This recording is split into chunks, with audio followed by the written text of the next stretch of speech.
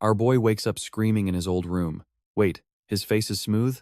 Yep, he just got kicked 10 years back to his broke college days, back when he was still a weak little punching bag for the campus bullies. But this time, oh, it is personal. He is done playing the helpless victim, and these punks are about to find out the hard way. Then, boom, suddenly, Chen gets absolutely blindsided.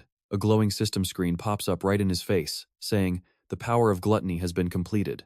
The sheer shock hits him like a flying brick wall. He quickly does the math. From today, he has exactly 3 years before the Demon Lord wrecks Earth. The first boss, the Demon of Wrath, is going to rip open hell itself, unleashing a massive army of crazy monsters to destroy the planet. Spoiler alert, everyone dies. Chen remembers it perfectly. He was the literal last living human. He went out in an epic final sacrifice, trading his life to drag the Demon Lord to hell. But instead of questioning this weird time travel miracle, Chen locks in. He checks out the crazy power floating in his system screen. The holographic menu shifts, pulling up his current stats. Honestly, it looks exactly like some pay-to-win RPG game. But nope, these are his actual real-life stats. He is completely stunned because back then, he just threw hands directly. Fun fact, only 1 in 10,000 people can actually become an awakened hero. And the elite school for these superhumans is the National University of the Awakened. Too bad past Chen was a total normie who never awakened here. He spent 4 miserable years at the absolute bottom of the food chain, getting shoved around. But then, a new screen flashes, revealing his cheat code from his past life, Electric Assassin. Feeling the energy buzzing in his veins, he wonders if his old max-level power returned with him. But before he can even test it, the menu starts shuffling through classes. Suddenly, the front door flies open. In walks Ma Long, a rank E flower enchanter, looking totally shocked. He screams that Chen is finally awake and asks if he is doing okay. Chen nods, secretly realizing his roommate cannot see the system screens at all. Ma Long stares, pointing out that his injuries are completely healed, which is pretty wild, considering the brutal beatdown he took yesterday. Chen remembers this guy. Ma Long awakened in college, but was always dead last. In the old timeline, he died just 3 days after the demons showed up. But now he is alive and breathing right here. This is the moment Chen realizes he actually traveled back. Ma Long pats his shoulder, reminding him that the big level test is tomorrow. He tells him to rest because even if he is still a normal human, this test determines if he can graduate. Soon, night falls on the lively city. Everyone is chatting, hanging out, and enjoying normal life. Chen quietly mutters that it has been ages since he saw this many people breathing. His buddy suggests they take a quick stroll. Around the campus field, Chen reflects on his mission. He already failed once. Doing nothing means everyone dies again. He needs to move fast and grind levels as quickly as humanly possible. But there is a catch. Right now, the only way to level up is by clearing demon lairs. But the greedy mega guilds lock them down, leaving zero room for outsiders. He checks his current stats, wondering how they compare to the local heroes and monsters. To keep track of power, the government created a basic ranking system. Most students are stuck at rank E, while a few reach rank D. Calculating his secret experience points, Chen realizes he is already vastly stronger than his roommate. But before he can celebrate, a stray ball flies out of nowhere and smacks Ma Long right in the face. Down he goes, groaning. The culprit on the court laughs, calling out to them. The bully smirks, mocking them for recovering so quickly from yesterday. Ma Long whispers that it is their worst luck to bump into this jerk. But Chen stays silent, just staring him down. The bully demands to know why they did not bring him drinks when they saw him playing. Ma Long immediately panics and offers to buy them, but Chen steps in, shutting him down. He tells Ma Long he has nothing to apologize for. The ones who need to beg for forgiveness are standing right on that court. Suddenly, awful memories of his past life flash back. He remembers being drowned in a school bathroom while bullies laughed. Ma Long begged them to stop, but the ringleader just chuckled, claiming he was actually helping Chen awaken. The goons laughed along, though one pointed out that Chen had already passed out cold, ruining all their sick fun. Back then, they treated him like absolute garbage. Ma Long rushed to check on him while Chen lay shivering on the floor, wondering why these monsters could never just leave them in peace. Some humans are worse than demons. Pure malice exists outside the dungeons, too. Back in the present day, the exact same bully is rearing to start round 2, completely clueless that his easy target has changed. Ma Long is sweating bullets. Meanwhile, the bully Gong Chang, a rank E flower attribute user, begins charging his magic, but Chen just calmly sizes him up, completely unimpressed. This clown only acts tough because his big brother is the student council president and the school's top dog. But to Chen, that reputation is a joke. The surrounding crowd laughs, waiting for Gongchang to send both of them back to the ER. They keep calling them the most useless losers on campus. Gongchang gets right in Chen's face, demanding to know what he just mumbled. Chen calmly tells him to get lost and never bother them again. That instantly triggers the bully, throws a wild punch, screaming insults. But Chen catches his giant fist with bare hands. The brutal counter shockwave sends the bully stumbling backward, holding his broken wrist in pure agony. Absolute silence. The crowd cannot comprehend how a supposedly unawakened loser just blocked an attack like nothing. Gongchang is burning with rage at being humiliated by a normie. Chen smiles, saying this is the perfect chance to test his power. He activates his secret class, instantly tripling his speed and doubling his strength. Ma Long screams in absolute shock. He cannot believe Chen has actually awakened. As Chen takes a casual stance, the bully loses his mind, activating his demonic armor and talking big trash. But before he can even blink, Chen teleports right in front of his face and lands a devastating straight punch to his jaw. Down goes the bully. He goes flying backward. The crowd is in complete disbelief. Just one hit did that? Ma Long's jaw hits the floor. Everyone starts wondering if this is even the same guy. Gongchang crawls up, yelling that it was just a cheap shot. He screams at his backup squad to stop standing around doing nothing, but his goons are completely frozen. The white-haired sidekick stutters, looking at Chen like he is an actual monster. Losing his mind, the bully charges again, screaming death threats, but Chen catches his wrist like it is nothing. He squeezes with bone-crushing force, pulling back his fist. He tells him he is way too weak. Then, he unloads, throwing a barrage of punches before sending him flying. The bully crashes brutally into a wall, completely wrecked and unconscious. Ma Long drops to his knees, utterly speechless at how insanely strong his friend has become. Chen calmly assesses the situation. He can confirm a few things now. He can still tap into his electric assassin mode whenever he wants. And even at level 1, he can easily demolish low-level awakened users in his base form. This puts him way above rank E, though his exact tier is still a mystery. But he is just getting started. But our boy Si Chen has a massive problem.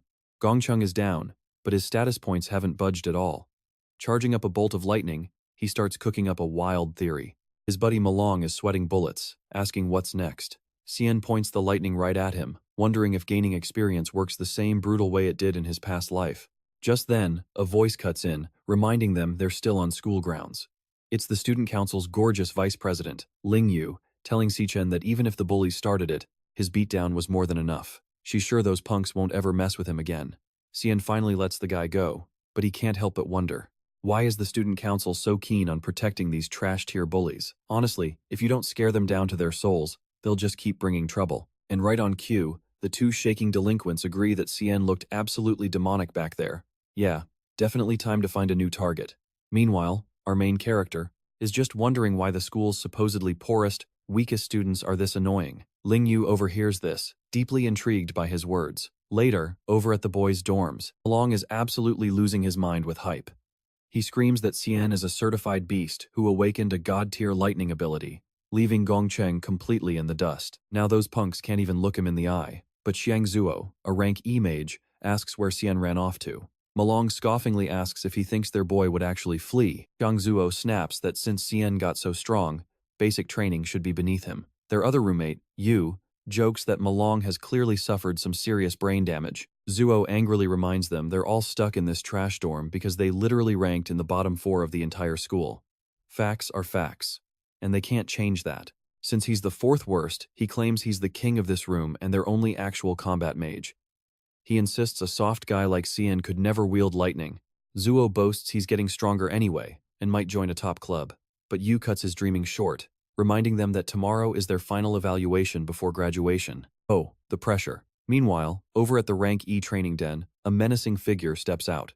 It's the student council president himself, Gong Yan, finishing up his daily grind. Glancing aside, he sees his bruised brother, Gong Cheng, waiting for him. The beaten bully whines that he won't be able to sleep unless Xian pays dearly for humiliating him. He claims Xian has absolutely zero respect for their family. Yan calmly nods, promising to deal with it.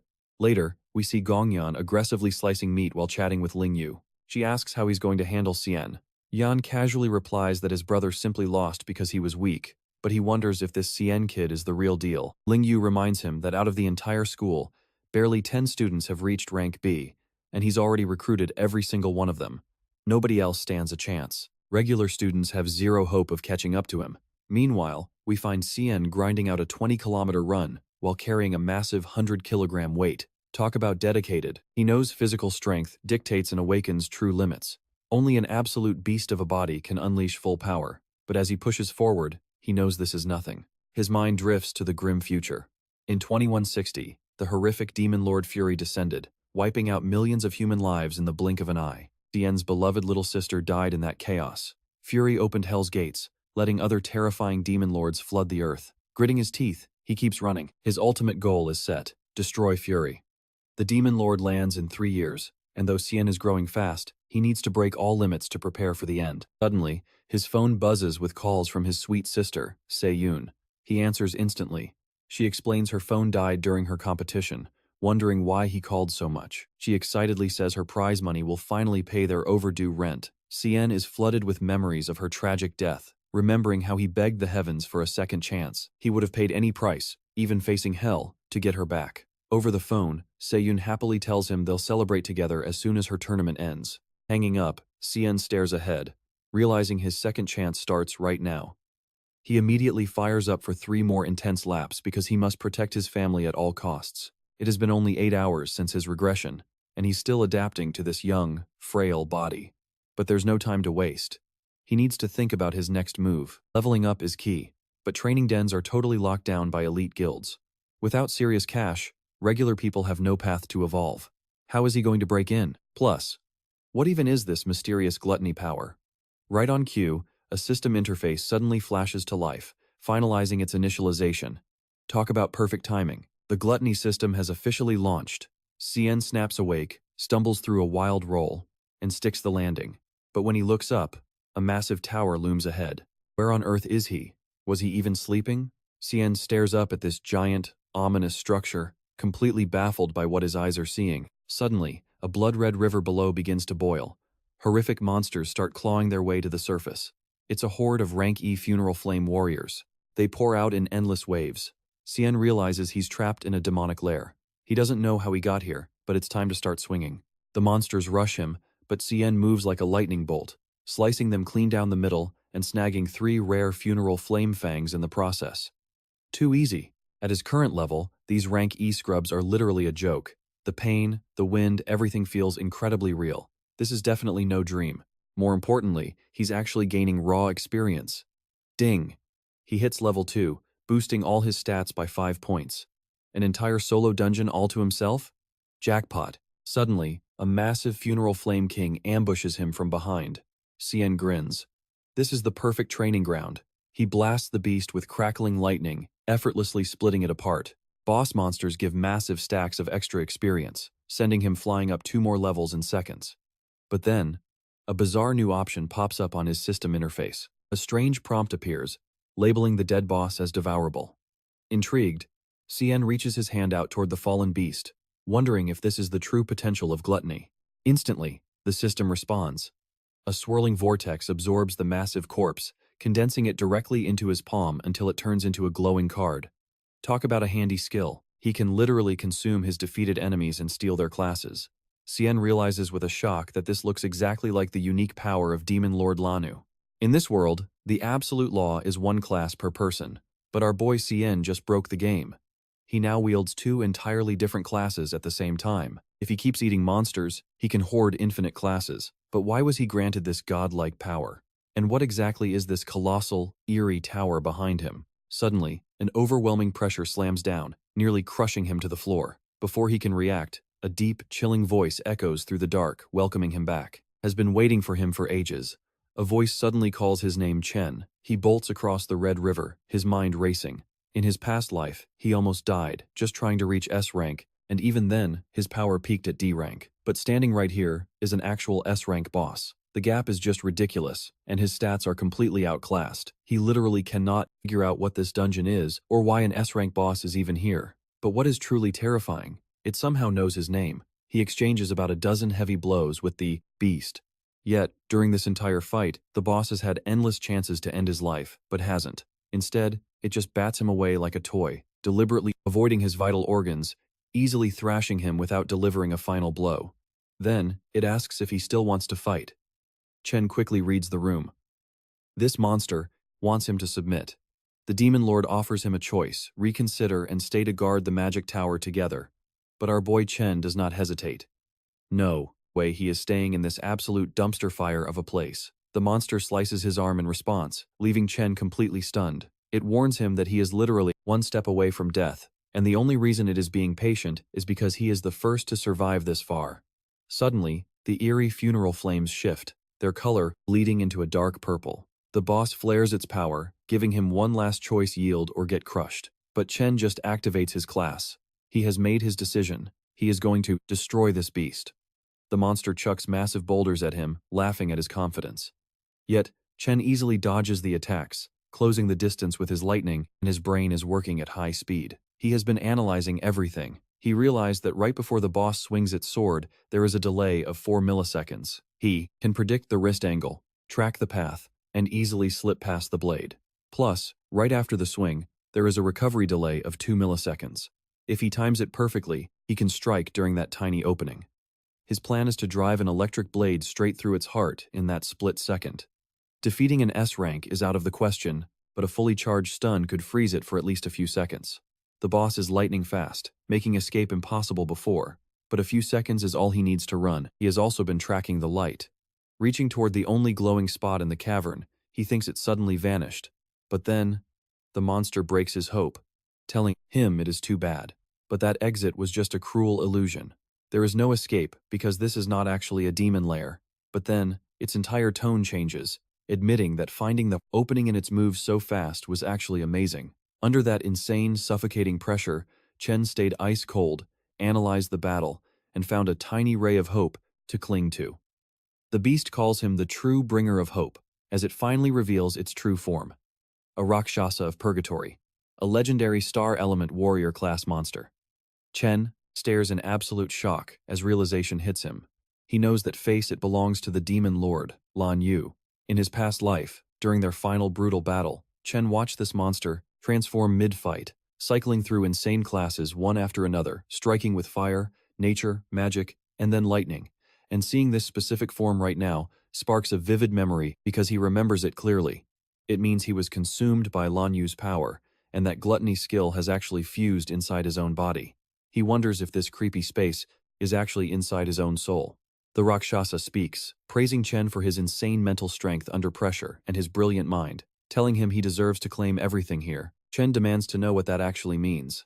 In response, the Rakshasa summons a mysterious key from a temporal rift and explains it is the key to the massive demonic tower. Lan Yu consumed countless vicious demons, and the absolute strongest were locked inside that tower behind him. Chen must devour them all and steal their power as his own. But Chen asks the real question: why is the Rakshasa helping him and sharing these secrets? The beast explains that even among demons, there is good and evil, and the lords wiped out his entire clan out of sheer greed. He has been waiting forever for revenge, and he finally found his chance. He adds that a certain mysterious person was right about Chen being their only hope. Chen asks who that is, but the Rakshasa tells him the answers lie deep within the demonic tower, so he must search for them. He is told to carry this power forward and avenge his fallen clan.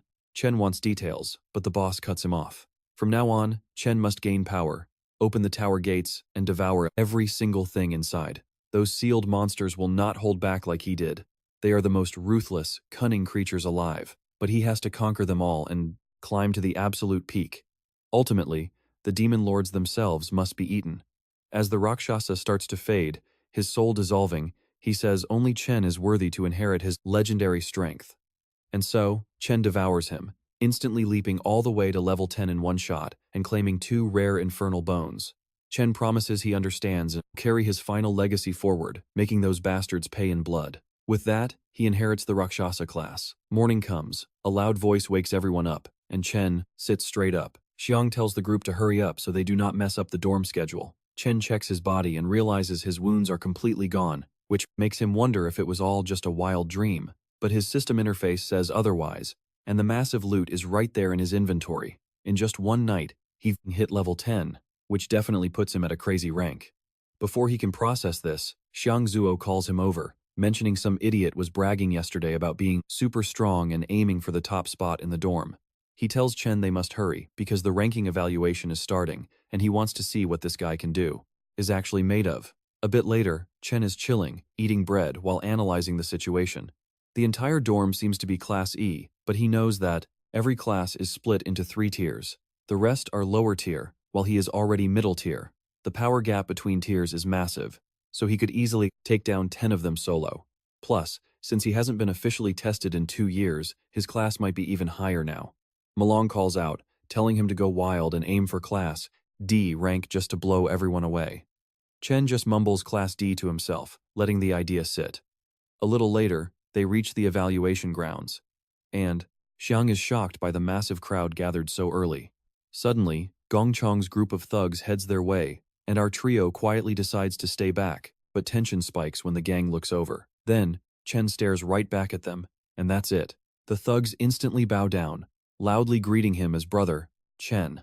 Xiang is totally confused by their sudden respect, wondering if Malong's crazy theories were actually true, but Chen just keeps walking, completely unfazed, until a voice stops him. Chang Di, a student council member, steps up.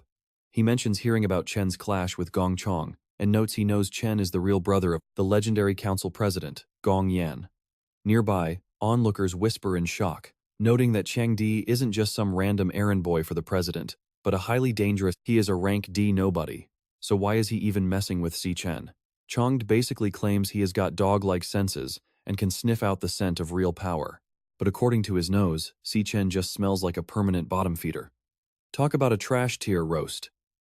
Naturally, Si Chen snaps right back with a savage comeback. He asks Chang Di if he is actually just a stray dog. Chang Di absolutely loses his mind, screaming in rage. But right before a massive fist fight breaks out, someone else intervenes. The student council president, Gong Yan, shuts the drama down. He calmly admits his brother was acting like an idiot from the start, and that paying for your mistakes is only fair. Gives them both a cold stare, instantly freezing the room. Si Chen stays perfectly quiet, matching his vibe. Just then, a professor announces the big exam is finally starting. Everyone needs to head up when their name gets called. Gong Yan tells his squad to lock in, while secretly looking at Si Chen and thinking the guy is zero threat. Meanwhile, 2 mysterious onlookers are watching from the balcony. The guy wonders why he even bothered showing up today, hoping to find someone actually worth his time. The woman next to him smiles, teasing that things might get wild. An hour flies by, and it is finally Xiang Zuo's turn to step up to the plate. He brags about showing off his true power, then walks right into the portal. Now, here is how this test works. You enter a spooky chamber alone. Inside is a creepy demonic heart that sucks up energy. The student has to blast it with their maximum power, and the heart reads their strength level. Cables then send that data straight to the main screen outside. Xiang Zuo fires a flashy energy blast, and the heart absorbs every single bit of it. The machine processes it, and boom, he gets a rank E middle tier. The crowd starts whispering because the second set of numbers is still buffering. Malong explains that the missing stat is actually their potential. Suddenly, the screen updates, and he notes that the government pays close attention to high potential scores. Xiang Zuo walks out, looking pretty depressed with his head down. He ended up with a rank E middle level, but his potential is a solid rank C. Malong tries to cheer him up, saying plenty of people did way worse, and they are all sharing the struggle. But right then, the system voice announces a major score, a rank D ranking with a potential of B. The first big talent walks out. Next up is Changde, who manages a rank D with a potential of A. Malong is already complaining because that is the 8th rank D in a row. Even the professors are shocked by how stacked this year's class is with talent. Hitting these ranks without real battlefield experience is crazy. Next up is the main event, Gong Yan. The entire room goes absolutely wild with hype. He is the young master of the legendary Imperial Guild, and Si Chen is just watching him. The crowd whispers that this guy already hit rank D 2 years ago. The current school record is only a rank D middle level, so expectations are high. Inside the chamber, Gong Yan calmly opens his eyes and raises his hand. He decides to hold back his true power for the actual field exam, but even while holding back, he knows he is going to utterly crush the competition. The scoreboard starts flickering rapidly, and a professor gasps at the strange color on screen. Gong Yan's score locks in at rank D superior. His potential is rank S. The entire crowd loses their minds. Everyone knew he was a genius, but this is a whole new level of broken. Malong is screaming his lungs out, yelling that they just witnessed history. An S-rank potential is practically unheard of at their school. The shocked professors immediately argue about calling the higher-ups. An S-rank talent is basically a national treasure that the government will guard at all costs. Plus, Being the heir to the country's top guild means this news is about to shatter the internet worldwide. Talk about a massive flex. Up on the balcony, the mysterious man is highly impressed by the raw talent. His companion nods, saying she already knew about Gongyan's crazy potential. That is why she showed up. But she reveals he is not even her main target.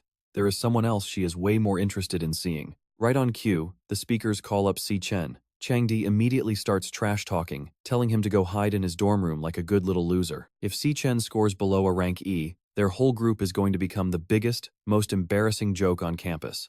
What a supportive teammate. Malong tells the haters to shut up because Si Chen is about to shock everyone. Still, some other students are sweating, wondering if he can actually do it. Inside the chamber, the giant eye on the heart twitches, feeling an eerie presence. Si Chen remains totally chill, keeping his stance completely solid. In this crazy world, joining a top-tier guild is the ultimate dream. And your only true golden ticket is surviving the upcoming team battle. Squads of up to 10 can form freely. The prize? The entire winning team gets auto-recruited by the Imperial Guild, the absolute best in the country. This exam is literally a life-changing event. Meanwhile, Chang Di is laughing, showing off his 10-man squad packed full of rank D elites. They stack their team with 9 rank D beasts. In a brutal world like this, the strong stick together, leaving the weak to suffer alone. Long is getting anxious. Si Chen has been inside the room for ages, and there is absolutely zero noise coming out. Did he pass out or what? As other students exit, Chang Di tells everyone to pack up and leave, calling them useless trash. Gong Yan is also rallying his squad to head out. Suddenly, the scoreboard flashes. Rank D superior. The entire room instantly goes dead silent before absolutely exploding in shock. Nobody saw this coming. Chang Di is frozen in pure disbelief. Meanwhile, inside the chamber, the demonic heart is literally sweating, screaming that this has to be some kind of glitch. Si Chen is chill. He only used his base human body to get that rank D, so he decides to activate a class and see what happens. The screen jumps to rank C middle level. Outside, the crowd is losing their minds as the numbers keep climbing. Chang Di screams that the machine is broken. The professors suspect a system error while the heart keeps throwing panic codes. Si Chen smiles, knowing his other classes are way stronger. Time to summon his Rakshasa. The demonic heart starts shaking in pure terror. Outside, a massive wave of dark, suffocating energy floods the entire arena. Everyone instantly gets goosebumps. They look around in panic, wondering what is happening. Shang Yu whispers that they are witnessing history. Si Chen's potential flashes, instantly hitting rank S. The crowd goes wild. Gongyan looks completely shook, but then the system pops up another warning. A second S rank appears. The system literally cannot calculate his true potential because the maximum limit was instantly blown away. The crowd is losing it, screaming about a triple S rank. Suddenly, boom, the testing pod explodes, and a panicked teacher runs over, yelling that demonic heart overloaded, and our main character might be dead inside. He bursts through the smoke, only to find Sen standing there looking mildly confused. Meanwhile, the legendary demonic heart is completely fried and has lost all its power. The teacher scratches his head, wondering if the machine just overheated from overwork. Sen, though, he secretly realizes he flexed a little too hard and accidentally blew the whole thing up. But, hey, every cloud has a silver lining. His broken gluttony skill actually sucked up all the massive energy leaking from the broken heart. Stepping back into the light, he casually triggers his new skill. Now he sees everyone's hidden ranks instantly. Talk about a handy cheat, but one funny detail stands out. The school's golden boy Gongyan is only sitting at a mid-C rank. The teacher clears his throat and tells the class that the test is officially cancelled because the machine broke down. Sen's insane scores are marked as a system glitch to be sent to the higher-ups, and the untested students are told to go home and try again tomorrow. Right away, his loyal squad runs over to celebrate. But of course, the local hater Changd has to ruin the vibe, sneering that a loser like Sen could never actually get a C rank and the gear was obviously glitched. He starts pointing fingers, blaming Sen for breaking the machine and ruining the whole afternoon for the rest of the class, who now have to waste their time tomorrow. Sen's hand starts glowing with a skill. Honestly, he is so done with this loudmouth and is about to slap him into next week. But before he can unleash his fury, Gong Yan steps in, telling the bully to show some respect. Just then, the school president steps forward with a charming smile. He actually extends his hand, offering Sen an exclusive spot on his elite team for the upcoming final exam. He promises that together, they will break every record in school history. Gong Yan's entourage is completely dumbfounded by this sudden offer, while the toxic hater Changd is left absolutely seething in silence. Think about it, if this random nobody gets added, one of their elite members gets kicked out, and he has absolutely no clue how he is going to break the bad news to the crew. Joining this team practically guarantees you the top spot in the academy, and rich kids cannot even bribe their way in. So how does this quiet guy get a golden ticket handed straight to him by the legendary president himself? But crossing Gongyan is a death sentence. Changde swallows his massive ego, slaps a fake smile on his face, and puts a hand on Sen's shoulder, saying that since the boss personally invited him, he is allowed to join. Sen literally slaps his hand away and flatly replies that he is not interested. Cue the awkward silence. The angry hater snaps, screaming that Sen needs to remember their team is number one in the whole school. Sen just shrugs and tells him he does not care. Oh, and by the way, he adds that Changde is incredibly annoying and needs to shut his mouth and leave him alone. Then he just walks away to join his real friends, leaving the bully vibrating with rage. Within seconds, the entire academy gossips. Sen rejected the president. People are whispering, wondering if he is crazy enough to try reaching the top alone, especially with his mid-C rank score. His friends Maong and Xiangyo are loving this drama. Gongyan just chuckles and brushes it off, saying it is cool, and his little brother clearly has his own plans. Meanwhile, watching the entire spectacle play out from the balcony above, Yuan Long sighs. He remarks what a pity it is they did not team up, as he was really hoping to see some legendary new records broken this semester. But his companion, Ling Yu, smiles and notes that this makes things way more entertaining. Gongyan is a golden-born elite, and getting publicly rejected like that is basically an open declaration of war. And the president is definitely not the type of guy to let this slide. Back in the locker room, Changde insists that Sen's test must have been a total fluke, claiming he cannot possibly be a real C rank. But Gongyan shuts him down, warning that, even if the machine glitched, even if there is a 1 in 100 million chance Sen is real, he will never allow anyone to threaten his throne. Changde scoffs, arguing that Sen is still just a pampered student with zero real field experience. Since their squad has survived actual demonic dungeons as elite warriors, he eagerly volunteers to go teach the new guy a very painful lesson. Gongyan gives him a cold stare, asking if he looks like a petty villain. His lackey backtracks. Gongyan sighs, saying he does not care to get involved, so Changde can do whatever he wants to those losers. Naturally, his hands remain completely clean. Changde is surprised, but he understands the assignment perfectly. He smirks, confirming that whatever happens to Sen will have absolutely zero connection to the president. Just 10 minutes later, our bully gets some incredible news that makes his day. Sen has officially left the campus. One of his underlings reports that Sen is heading straight home without even grabbing a bite to eat first. Changde grins, seeing this as a perfect gift from above. Out in the real world, dealing with him will be a complete breeze. Meanwhile, we look back at Sen's past life. An elite guild, exploring a demon lair in the Shenkega region, met with absolute disaster. Deep inside, they woke up a monstrous demon unlike anything humanity had ever recorded. Its name? Fury. The entire elite guild was slaughtered, allowing the beast to escape the dungeon and descend upon the innocent human world. That is all Sen remembers from his previous timeline. In this current life, he has already cooked up a master plan to track down this boss's exact dungeon location as fast as humanly possible. But to kick off this operation, he needs some serious cash. Luckily, the local monster market run by the Myathil Guild is destined to become the biggest trading hub in the country in the near future. High-tier gear is crucial for any hunter's survival, making this busy market the ultimate spot to buy and sell rare drops. For Sen, this place is currently his fastest ticket to quick money. Inside, a skeptical appraiser examines Sen's loot, looking completely stunned. He asks how on earth a mere high school kid managed to get his hands on rare funeral flame fangs. Sen shrugs, saying they just dropped from a mob. The appraiser is totally clueless. Suddenly, a young female employee steps up and explains, these are rare materials from an E-rank beast called a funeral flame. The official records say they can be crafted into E-rank cores or ground up for alchemy. The dumbfounded appraiser still scoffs, wondering how this junk could be worth a single penny. Then he quickly tells himself that their high-end market only caters to elite hunters.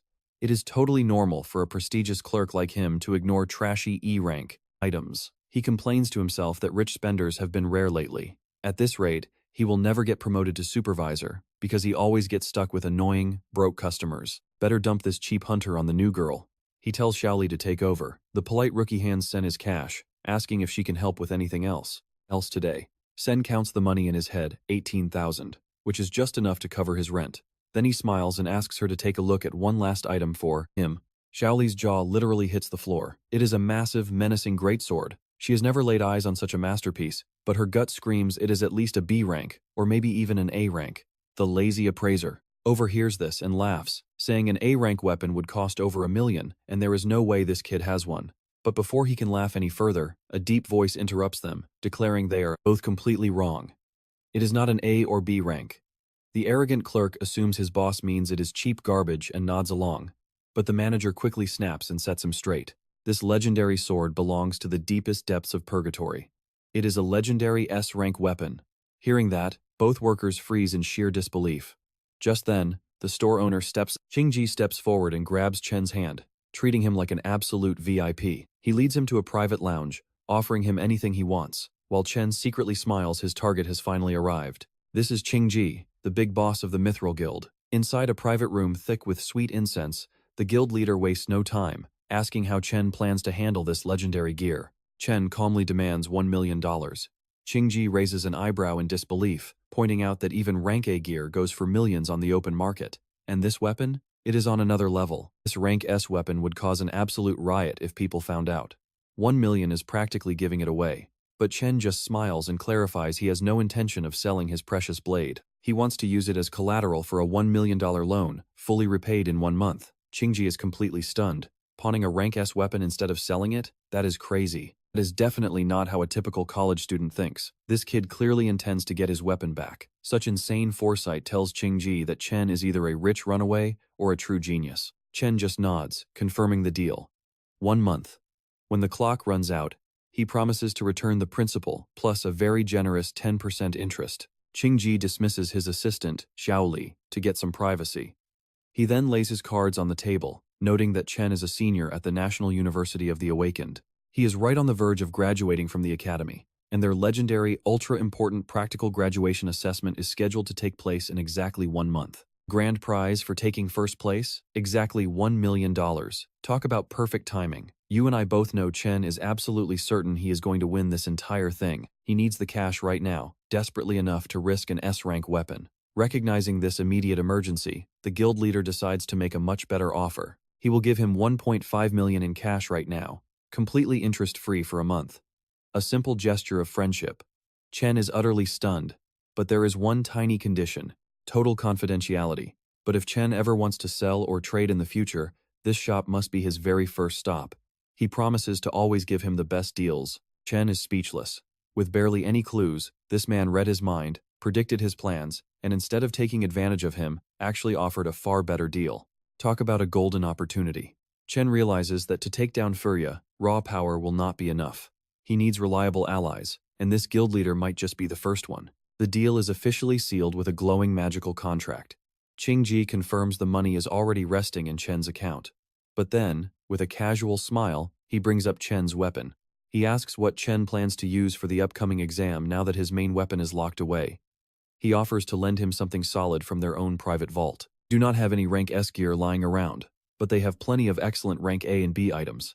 Chen just chuckles, reaches into his pocket, and pulls out another weapon. He casually explains that he is completely fine, showing off yet another rank S weapon. The entire room goes dead silent. The staff are utterly speechless. Chen just smiles and waves goodbye. The guild bids him farewell with absolute reverence. Qingji turns to Xiaoli, praising her for landing such a monster client, and promotes her to supervisor on the spot. Out on the street, Chen remembers he still has some shopping to do. He flags down a taxi, heading toward the bustling bus terminal, his mind drifting back to his dark past. In his previous life, poverty was a constant, suffocating weight. Back then, he graduated without ever awakening any powers, and every single guild rejected him. He was forced to scrape by on miserable odd jobs. Just paying rent was a daily battle, and his sister Si-Yoon suffered right alongside him. She had actually been accepted into a prestigious international art school, but it was incredibly far away. She claimed she just wanted to stay close to her brother, but the painful truth was that she feared being a burden. She sacrificed her dream for him. Shaking off the memory, Chen blinks. Realizing she should be arriving any minute, he scans the crowd near the terminal. Suddenly, a familiar voice calls out. Si-Yoon spots him and immediately starts lecturing him for standing in the wrong spot. She complains about him waiting at the entrance instead of the exit, asking if he is just spacing out. Chen can barely believe it.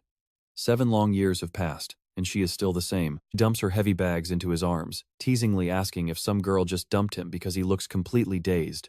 She pushes him to hurry up, complaining about the chaotic traffic on her way here. Instead of replying, Chen just pulls her into a tight, desperate hug. 7 agonizing years. He is finally holding his sister again. Si-yoon gasps, playfully jabbing his ribs to get him off. He squeals that he is going to crush her bones, muttering about how weird he has been acting lately. As they start walking, Chen makes a silent, unbreakable vow. In this lifetime, she will never suffer. Meanwhile, you and I need to keep an eye on this shady character named Chang Di, who is currently staking out the road leading straight to Chen's house. He is determined to teach this arrogant kid a lesson he will never forget. Even when his lackeys warn him that the student council might interfere, Chang Di refuses to back down. He does not care about the consequences. He just wants to break Chen, especially since the mere thought of this weakling standing up to him makes his blood absolutely boil with rage. A pathetic rank E, nobody dared to disrespect him, and that is a stain on his pride he cannot tolerate. He remembers Chen telling him to shut up and get out of his face. That memory alone is enough to seal Chen's fate. Chang Di issues a brutal, chilling command. They are going to beat Chen into a literal coma, making sure he misses the graduation exam entirely. He reminds his crew that he is one of the elite cloud assassins at school. This cocky little freshman is about to learn that his luck has officially run out. Meanwhile, walking up the quiet hillside path toward home, Si-yoon gently teases her brother about his bizarre behavior over the last 2 days. She assumes it is just pre-exam jitters. After all, a simple guy like him is definitely not dealing with girl drama. To cheer him up, she starts humming a sweet, familiar tune from their childhood. It is the exact song he used to sing to her, promising that brighter days would come. Listening to her, Chen smiles, realizing his sister is way sharper than he realized. She sensed the shift in his soul the second she saw him. She has no idea he is actually awakened, believing they are still just poor, ordinary siblings. He quietly reassures her. Si-yoon rolls her eyes, chalking it up to typical male stubbornness. She jokes that he is turning into a grumpy old man, but their peaceful moment is instantly shattered. Changdi's thugs are already waiting in the dark shadows ahead. One of them spots Si-yoon, wondering who the girl is. Changdi just grins, seeing her as the ultimate bonus. There are 0 security cameras in this alley, making it the perfect crime scene. But Chen instantly senses the murderous intent ahead, identifying them as the arrogant student council thugs. The fact that they dared to bring their garbage drama near his sister genuinely disgusts him. Gently, he places one of his earbuds into her ear, telling her to enjoy a song. Si-yoon is confused, since her brother never listens to music, but the beautiful melody instantly captivates her. It is so deep, almost as if it is carrying someone's secret feelings. Once she is safely distracted by the music, Chen slowly turns around and walks straight into the shadows. Activating his terrifying demonic heart, he calmly prepares to slaughter them all. 5 rank E thugs, plus Chang Di at rank D. As soft music plays in Chun's ears, the punks close in. Chen's mind flashes back to 2160, remembering the tragic loss of his last remaining family member and the 7 agonizing years before finally reuniting with his sister. That memory alone ignites a absolute, monstrous rage inside him. These fools are about to seriously regret ruining his day. He blitzes forward like a literal rocket. His first kick absolute demolishes a guy's head, sending him into orbit with hilarious ease. Then comes the second one, and then the next. One shot kills all around. Down they go like dominoes while sweet music keeps playing in Si-yoon's ears. She has absolutely no clue about the absolute slaughter happening literally 2 feet behind her back. Another thug tries his luck. Suchin casually catches his arm and snaps the bone with a brutal elbow strike. The guy screams in agony, and before his brain can even process the pain, and a massive fist to the face sends him flying. Chongdi is watching this absolute circus in pure horror, wondering how a mere student is this insanely strong, but Si-chen is already closing in fast. Changdi tries to act tough one last time, hyping himself up as an elite cloud assassin who cannot possibly lose to some kid. But honestly, his ego is about to get completely wrecked. A sudden lightning blast instantly humbles him, blowing him backward. Before he even touches the ground, Chen teleports right under him, delivering a brutal jaw-shattering punch that completely turns off his lights. Changdi rolls away like a sad little rag doll, landing face down in the dirt. Before passing out, his final view is Cien's icy, ruthless face. Talk about a terrifying wake-up call. When Chungd eventually opens his eyes, Cien is towering over him like a grim reaper. He calmly recalls his previous warning, asking with polite curiosity if the thug simply fails to comprehend basic human language. Chungd is basically a broken mess. Shattered ribs, paralyzed legs, the whole package. And those evaluation results did not lie. Cien is definitely not a weak rank D. As Chungd begins to beg, Chen instantly shuts him down with a cold blade to his neck, whispering that another peep will cost him way more than just a couple of broken bones. Talk about a silent threat. Changd looks into Sek Chen's cold stare and realizes this kid is dead serious. He is supposed to be a mere student, but that pure killer intent is terrifying. Chan commands him to listen, engraving every single word deep into his useless brain. He does not care if these trash bags rot in some corner, but if anyone dares threaten his sister, or even breathes near her, he will personally erase them from existence without a single second thought. Changed can only shiver. Such turns and leaves, while the peaceful music continues playing. Meanwhile, oblivious to the drama, Seun is vibing to that very song, feeling a strange wave of quiet sadness wash over her. It is so melancholic it almost makes her want to tear up. It has been a while since she last saw her big brother, and she can instinctively feel that he is dealing with some heavy things alone.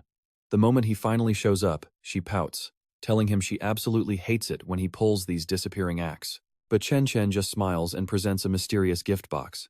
Her eyes widen as she unwraps it, instantly recognizing the ultimate prize inside. It is a high-tech holographic magic drawing pen, and we are talking the top-tier, brand-new model from the legendary Drago Group. Naturally, she immediately demands to know how he afforded such an insanely expensive gadget. Sen just looks at her, thinking back to his past life, where he failed to protect her dreams. This time around, everything changes. He will protect her, her hopes, and keep those annoying street punks far away from her. Now that the trash is taken care of, they head home. Tsiun tests her new toy and is completely mind-blown by how smooth it is. Si-chen watches her happily, thinking her homemade noodles easily the best meal on earth. However, Seun immediately brings him back to reality, nagging him about their unpaid rent and his reckless spending habits. But Seun proudly reveals that the rent for the entire year is fully paid off. He claims he did a quick job for some friends, but Seun is not buying his story at all. He is a terrible liar, and this is highly suspicious, and she is a little annoyed that he is keeping secrets from her. Still, seeing him smile with such genuine, carefree happiness is a rare sight. Softening up, she places a gentle hand on his shoulder, warning him not to overwork himself. Sien just nods quietly. Meanwhile, over at a fancy aquarium, Gong Yan gets a shocking update. Changde has been utterly demolished, with 60% of his bones fractured. Even with top-tier magic healing, he is out for at least a month. Gong Yan never expected Changde to actually challenge Sien and get absolutely annihilated. Ling Yu points out that Chong Di will probably lose his precious graduation ranking now. Gong Yan just shrugs, calling him useless deadweight anyway. But then, a new guest arrives to drop a bomb. Gong Xuan, the office director, delivers crazy news about Sien. The official, classified results of the recent evaluation are in. Si Chen is officially confirmed as a powerhouse rank C, making him the only student in the entire school ranked above the student council president. Gong Yan is stunned. Gongguan adds that their father even invited the grand president of the alliance to the upcoming ceremony, meaning they absolutely cannot let some random kid steal their show. If needed, he will even put his niece in to secure their victory. Everything seems perfectly locked down, but Gongyan tells his uncle he is overreacting. Sure, everyone thinks Si Chen showed his absolute limit in that test, but Gongyan is not worried at all. He wants to personally show the entire academy who the real boss is. Later at 11 p.m. in the dorms, Chen fresh from the shower after a casual 100-kilometer training run. With the financial crisis handled and things finally settling down, he can start plotting his master plan post-graduation. His next target is simple. Win that sweet $1 million champion scholarship to repay his debt to Qingji. He absolutely needs to clear that tab, since Qingji is going to be crucial for his future plans. Shaking it off, he slides into bed, realizing he only has a month left to grind out multiple levels. As he drifts off to sleep, his gluttony system suddenly kicks in, dragging his consciousness right back to the mysterious tower of gluttony. Standing before that legendary door, he analyzes his stats. His secondary class is a solid mid-tier rank C, but his primary class, the legendary Rakshasa, remains completely hidden from the world. It is a literal rank S, but its true power and absolute limits are still a mystery. With both classes currently uncalibrated, he pulls out the temporal rift key and unlocks the dangerous demon tower. Stepping directly into the swirling violet fog, Chan is absolutely stunned by the surreal landscape before him. He has arrived on the legendary plane of the falling star, and the second his boots touch the ground, a massive invisible force slams him down. Crushing gravity drops him to his knees, and he quickly estimates this crazy pressure is holding at roughly 10 Gs. To make things worse, his exit portal has vanished. The only way out is defeating the floor boss, and right now he can barely squeeze out 30% of his power. He needs to adapt, and fast. But before he can even catch his breath, a wild rank B ghost lion from the Stellar Warrior class ambushes him. Sen immediately triggers his electric assassin class. The beast lunges. Sen smoothly dodges and stabs his electric blade deep into its flesh, but he instantly feels something is terribly off. His movement is incredibly sluggish and heavy. He needs to wrap this up now. Because of the weight, his blade misses the vital spot, failing to trigger the stun. Chan realizes this intense gravity has completely ruined his agility. His top-tier assassin stats are completely useless here. Meanwhile, the ghost lion is running around like it is nothing. That is the insane standard of these high-level dungeon beasts. Proving its terrifying power, the beast sinks its sharp teeth straight into his arm. Left with no choice, Sen swaps classes, unleashing the absolute power of the Rakshasa of Purgatory. His stats shift dramatically. His strength instantly triples, and his stamina multiplies by 4. Every class has its core strength, and raw, brutal melee combat belongs to warriors built on pure force, endurance. He slams the lion straight into the ground, cranking up the gravity to its absolute limit. He funnels every ounce of that crushing pressure into one massive, earth-shattering impact. In a place where gravity is already crazy, that single slam carries a massive multiplier of 60 times over. The lion completely panics, but Chen pins it deeper, warning the beast to not even think about stopping him. Next, he unleashes the super heavy mode of his stellar warrior class. Once the dust settles, he is collapsed on his back beside the monster's remains, completely exhausted. He grabs a ghost lion bone from the ashes and lands a sweet level up.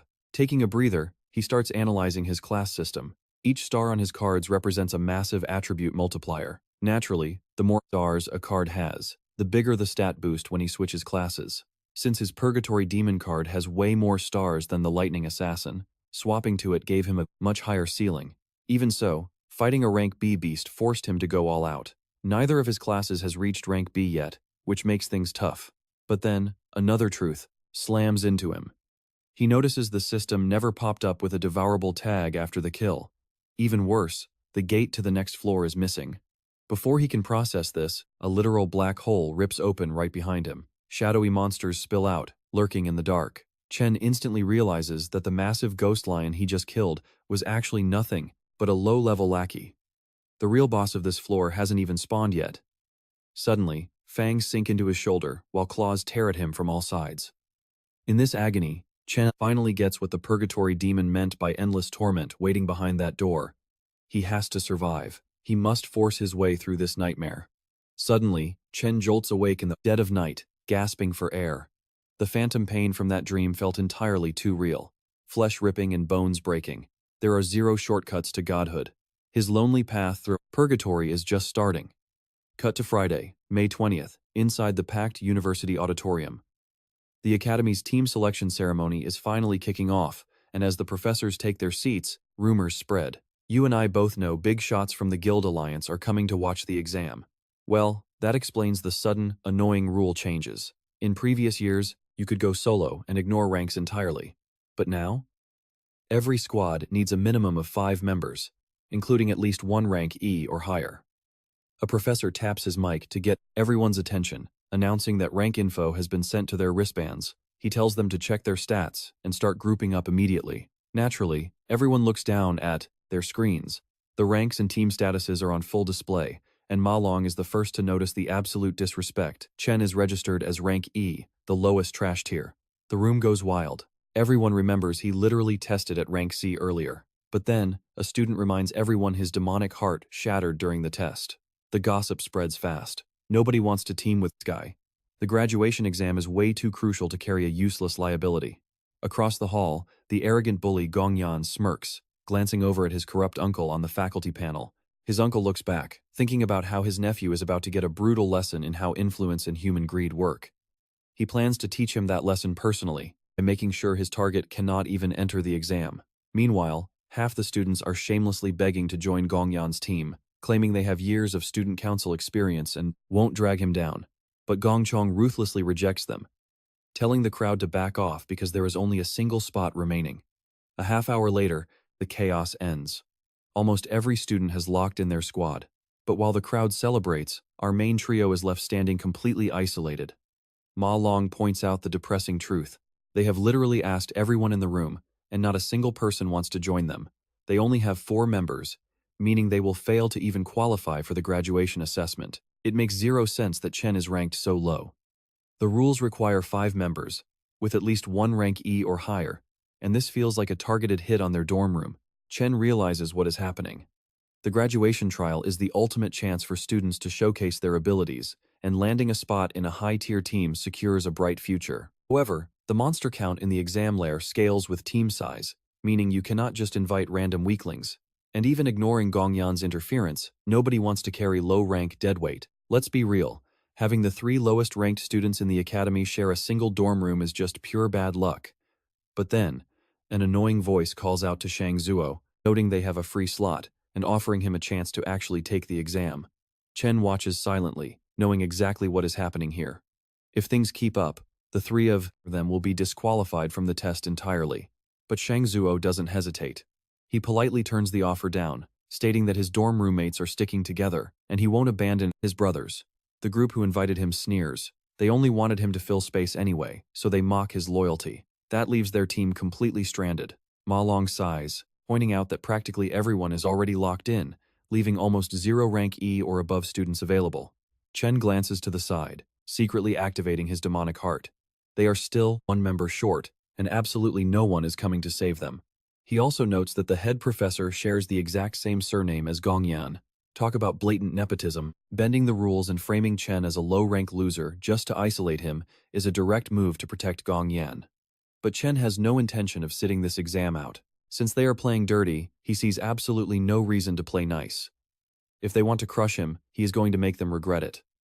Ma Long asks what his plan is. Well, Awakened academies have a legendary tradition designed to help students sharpen their combat instincts. At any time, a student can initiate a brutal, one-on-one challenge known as a 1 versus 1. It is an incredibly provocative, disrespectful move, but it is also the quickest way to prove your absolute dominance in front of the entire faculty. Most people would chicken out, but Gongyan is way too arrogant to decline. Once Chen absolutely dismantles him, every single student aiming for a high score will be begging to join their squad. But before he can even step forward, a sweet voice echoes through the room. It is the school goddess, Ling Yu, asking if they still have an open slot. She casually offers to join Chen's squad for the graduation exam. Since she was already a rank D powerhouse back in middle school, her joining solves their rank issue instantly. The entire room collectively loses their minds. Everyone is staring, whispering, wondering when Chen got so close to the academy's top beauty. Gongyan's uncle slams his hands down, demanding to know what she is thinking. Another professor literally chokes on his tea. Ignoring the chaos, Ling Yu calmly walks over to Chen. The room is buzzing with rumors about this mysterious, legendary prodigy from Shanghai. The biased professor steps in, demanding to know why she would throw her future away for someone she barely knows. He sternly warns her that exchange students do not have the right to participate in this exam. Plus, she has never taken an official rank test since transferring, meaning there is no record of her power, and her joining would violate university rules. Just as things look bleak, Director Yuan Long himself arrives and supports the professor's claims. Gongyan stands up, completely shocked, asking why the academy director is personally stepping in. The director grills Ling Yu, asking why a fancy exchange student is sticking her nose in this mess. Meanwhile, Xian is just standing there, quietly wondering what is going on. Wait, is not the director a warrior? Since when can warriors teleport like that? Huanlong ignores the logic, complaining that her joining would totally ruin the fairness of this exam. He claims tests only matter when real strength is measured. So, Chen secretly fires up his demonic heart to scan them, but gets absolutely nothing. Both of their ranks are totally hidden. Gong Xuan chimes in, saying rules are rules if they want to keep their reputation. But Yanlong quickly pivots, arguing that their school's main job is to produce elite talent. This exam is a decades-long tradition, and a massive milestone in a student's life. If someone gets cheated out of this opportunity for questionable reasons, who takes the blame? Hearing this heavy guilt trip, Gongguan immediately reads the room. This old man is totally putting him on the spot. It is clear Yuan Long has been pulling strings behind the scenes, which is super weird since he never bothers with small drama. For him and Ling Yu to make such a scene, it must be because of Chen. Picking a fight with Yuan Long right now is just not worth the headache. Gongguan has to play this smart. All the elite students already teamed up. Xian is left with the 3 absolute weakest losers in the entire school. He will be incredibly easy to crush anyway. So, Gongshan speaks up. He claims the director is right, blaming the whole thing on a silly administrative oversight that left some students hanging. To fix this, he announces a massive rule change on the spot. Teams with under 5 members or without a rank E leader can now officially sign up. Just like that, the dormitory squad is good to go, and the boys start celebrating. Yanlong quietly notes that Ling Yu has a massive crush on Chen. He lays it out. On one side, we have the strongest team in school history, led by Gong, Yan. On the other side, Si-Chen and his 3 underpowered roommates. Wanlong is dying to see which dungeon layer they pick and how badly they fail. With the teams locked in, the captains can finally choose their demonic layer. Suddenly, a notification pops up on Yuanlong's tablet, completely catching him off guard. It was Chen's squad, submitting their choice. And oh boy, they did not pick an easy one. Si-Chen's roommates are already shaking in their boots, totally terrified. They scream at him to cancel it immediately, asking if he wants them dead. Meanwhile, let us break down how this crazy graduation exam actually works for these students. For the first time, students enter a real-life demon layer as a team, earning points by defeating terrifying lords and common monsters. The harder the dungeon, the higher the score multiplier. For instance, a rank F layer caps at 75 points, while rank E can theoretically hit 100. The top-scoring team gets instantly drafted into the legendary Imperial Guild, and the team MVP gets an even sweeter deal, a cozy manager position in the guild plus a massive cash prize of 1 million. The school record currently sits at 90 points. It was set years ago by the school's ultimate prodigy. Even he only did it in a rank E layer, which is already considered a total suicide mission. Naturally, everyone expects Gong Yan's team to break it, but then, whispers break out. Another team has already locked in their choice, and they did it at absolute lightning speed. It is Chen's squad, and they picked a rank D dungeon. The hall goes dead silent before absolutely exploding. Everyone thinks he must have slipped and clicked the wrong button. Seriously, no rookie has ever survived a rank D layer before. Ma Long is the first to scream what everyone is thinking. Chan has officially lost his mind and wants them dead. Shangzhou is having a minor existential crisis in the corner, muttering that their leader is a lunatic and trying to figure out if there is a refund on this team. Long confronts Xian, begging to know if he actually thought this through, because rank D is no joke. Xian just calmly nods. Then, Gongyan's team pulls a power move. They officially lock in rank D as well. The crowd goes wild all over again. 2 teams going after rank D in a single year? This exam is about to be absolutely legendary. This year is going to be pure chaos. But not everyone is buying the hype. Some girl scoffs, telling everyone to stop flexing like they are actual big shots.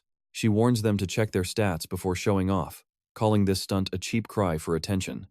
Another guy laughs, whispering that Sek Chen is setting himself up for failure. He says his roommates will never agree to this, and that the new kid is already ruining his own future. Malong just stares at Chen, completely silent, reading his friend's face.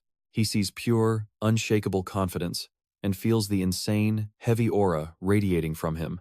Xian used to be a weakling, but now, he is built completely different. For years, Chen was the weak guy Malong had to constantly protect.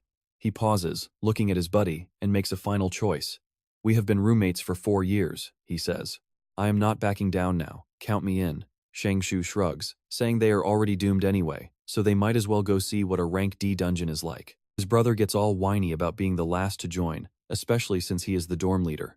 But he signs up anyway, saying they are going down together. Madness or not, they are in it to win it. The squad is officially locked. Xian looks at them, apologizes for the chaos, and admits he only picked rank D because he wants to steal the MVP trophy. That definitely triggers Gong Yan. Xian says his squad will take the top spot, but Gong Yan cuts him off, claiming the MVP spot is already his. Xian shrugs it off as Gong Yan dramatically declares there can only be one alpha here. Watching them, Ling Yu is shocked, realizing this is a total battle of egos. She has never seen Gong Yan look so threatened before. Whatever silent beef these two had, it is a full-blown war now. Yuan Long sits back, watching the sparks fly. He murmurs that youth is blissfully ignorant. But our hater girl from earlier is not having it. She snorts that even if Chen is rank C, carrying 3 deadweights is literally impossible. Sure, rank D has a 3 times multiplier, giving a ceiling of 150 points, but it is way harder than rank E.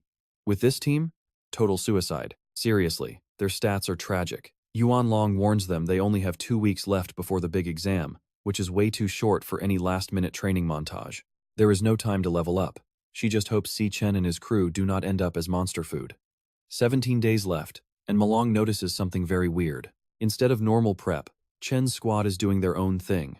While others are training their elemental magic and running high-tech VR combat simulations, these guys are doing basic gym workouts. Malong literally asks if they are training for a triathlon instead of a magic fight. But Xian is cooking up a completely different strategy. Grinding magic power or running virtual combat simulations is completely useless. The moment they step into a real, terrifying demon lair and come face-to-face with a monster, panic takes over. Book-smart theories and fancy combos will not save them. When real fear hits, you cannot think. You just have to survive on pure instinct. Faced with a freaky new monster, book smarts go straight out the window. When pure terror kicks in, you can forget about theoretical combos or flashy moves. It is all down to pure instinct. Look, forget those useless school simulations. Stamina, raw power, lightning reflexes, that is what sharpens real combat instinct. But the absolute best teacher, facing a real, deadly demon lair. Too bad normal kids are locked out of real training zones. Meanwhile, the rich elite, they get every single cheat code handed to them on a silver platter. They are literally born with cheat codes. And they will do anything to keep gatekeeping that massive gap, making sure commoners stay right under their boots. Some walls? You just cannot climb them, no matter how hard you hustle your whole life. So Shanzo asks the real question, what are guys with zero backing supposed to do? Well, Sen has a brilliantly simple answer. They just walk right into the Imperial Guild with the highest exam score ever, completely shattering those snobby class barriers.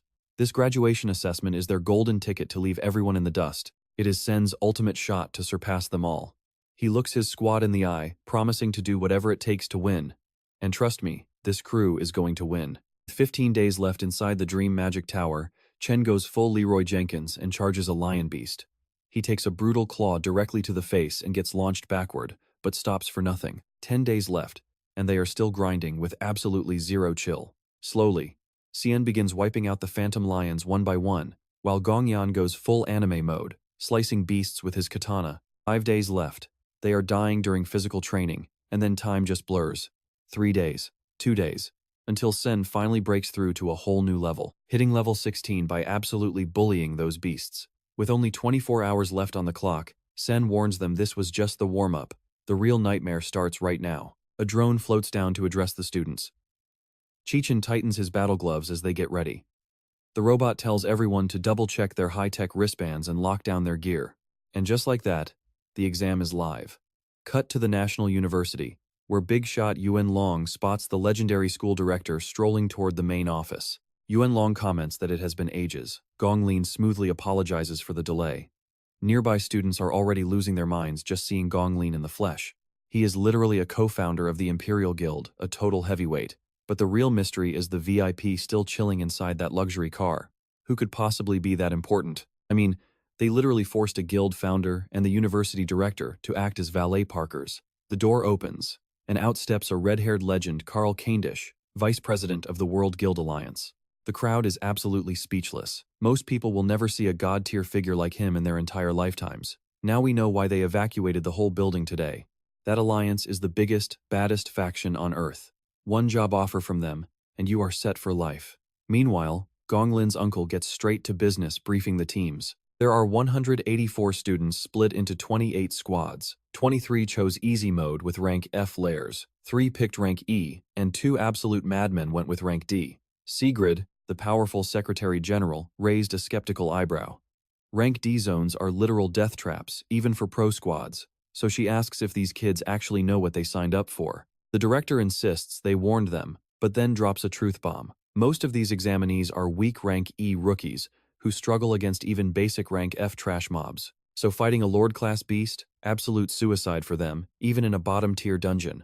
A boss monster is just on a completely different level compared to standard underlings. But step into a rank E zone, and the difficulty spikes insanely. A standard monster there hits as hard as a rank F boss. For most of these kids, that is an impossible wall, which is why Sigrid asks the obvious question, what happens when things inevitably go south?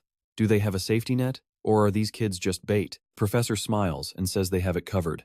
Heavily armed elite guards are camping outside every single portal, watching every move, ready to jump in. They will dive in the second things get ugly. Plus, those wristbands have a panic button. Press it, and boom, instant emergency teleport back to safety. In fact, one kid already hit the eject button and quit. Sigrid nods, but her focus shifts back to those 2 suicidal squads who chose the rank D nightmare zones. She praises the school's apparent talent, saying she cannot wait to see them cook. The professor silently agrees, though his idea of entertainment is a bit different. He gives those cocky kids 5 minutes before they come crying back out. Meanwhile, Suchin's team lands at their destination, the spooky Cloud Forest Summit Lair. A phantom bat monkey ambushes them from above. Suchan immediately recognizes it, warning the squad that these flying pests attack in swarm formations. He yells at them to get ready. Bat monkeys dive bomb at terrifying speeds. Xian screams a warning as one swoops down. Shang Zuo barely dodges the claws, and the others dive for cover. They are still catching their breath after surviving a rank D assault, when suddenly, a monster falls flat on its face. Shang Zuo blinks, staring at the corpse in shock. He looks at Chen in complete disbelief. In a literal blink of an eye, Chen just soloed 3 rank D beasts. Realizing they are outnumbered, Chen calls an audible. Fighting them head-on is suicide.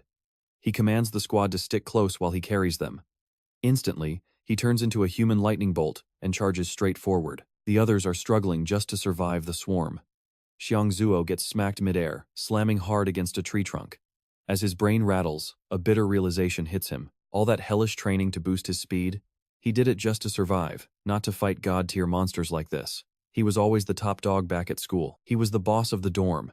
Yet here he is, getting absolutely backpacked through a life-or-death situation.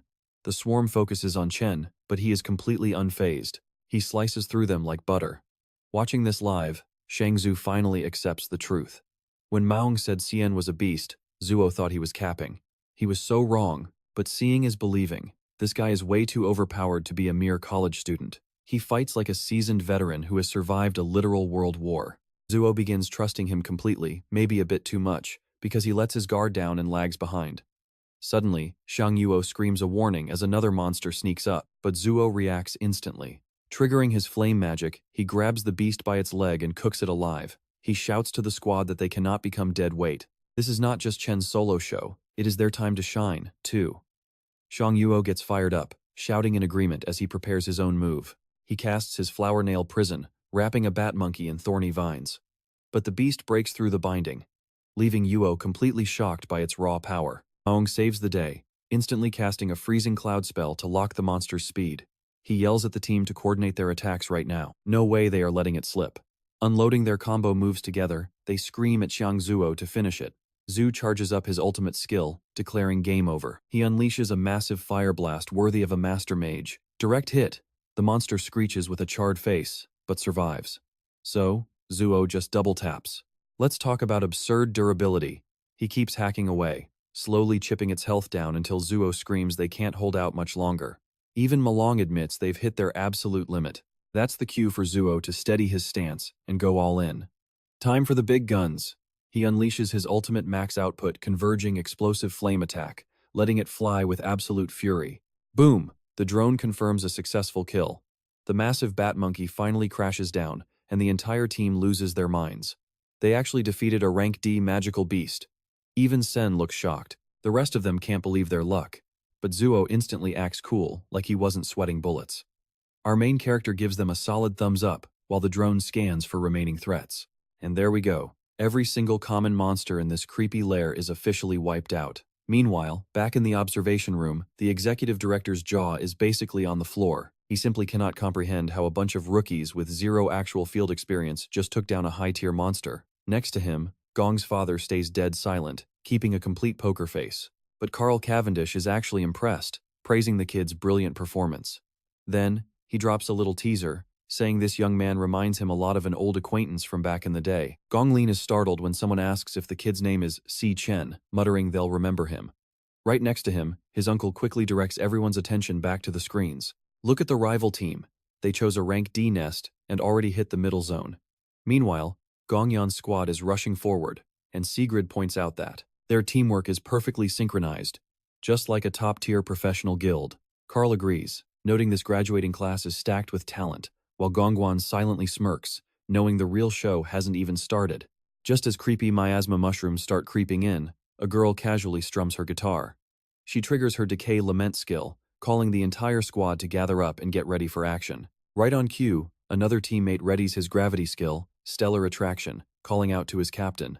Gongyan unsheathes his blade, unleashing a blinding fire slash that rips through the enemies. He sheathes his katana with effortless style.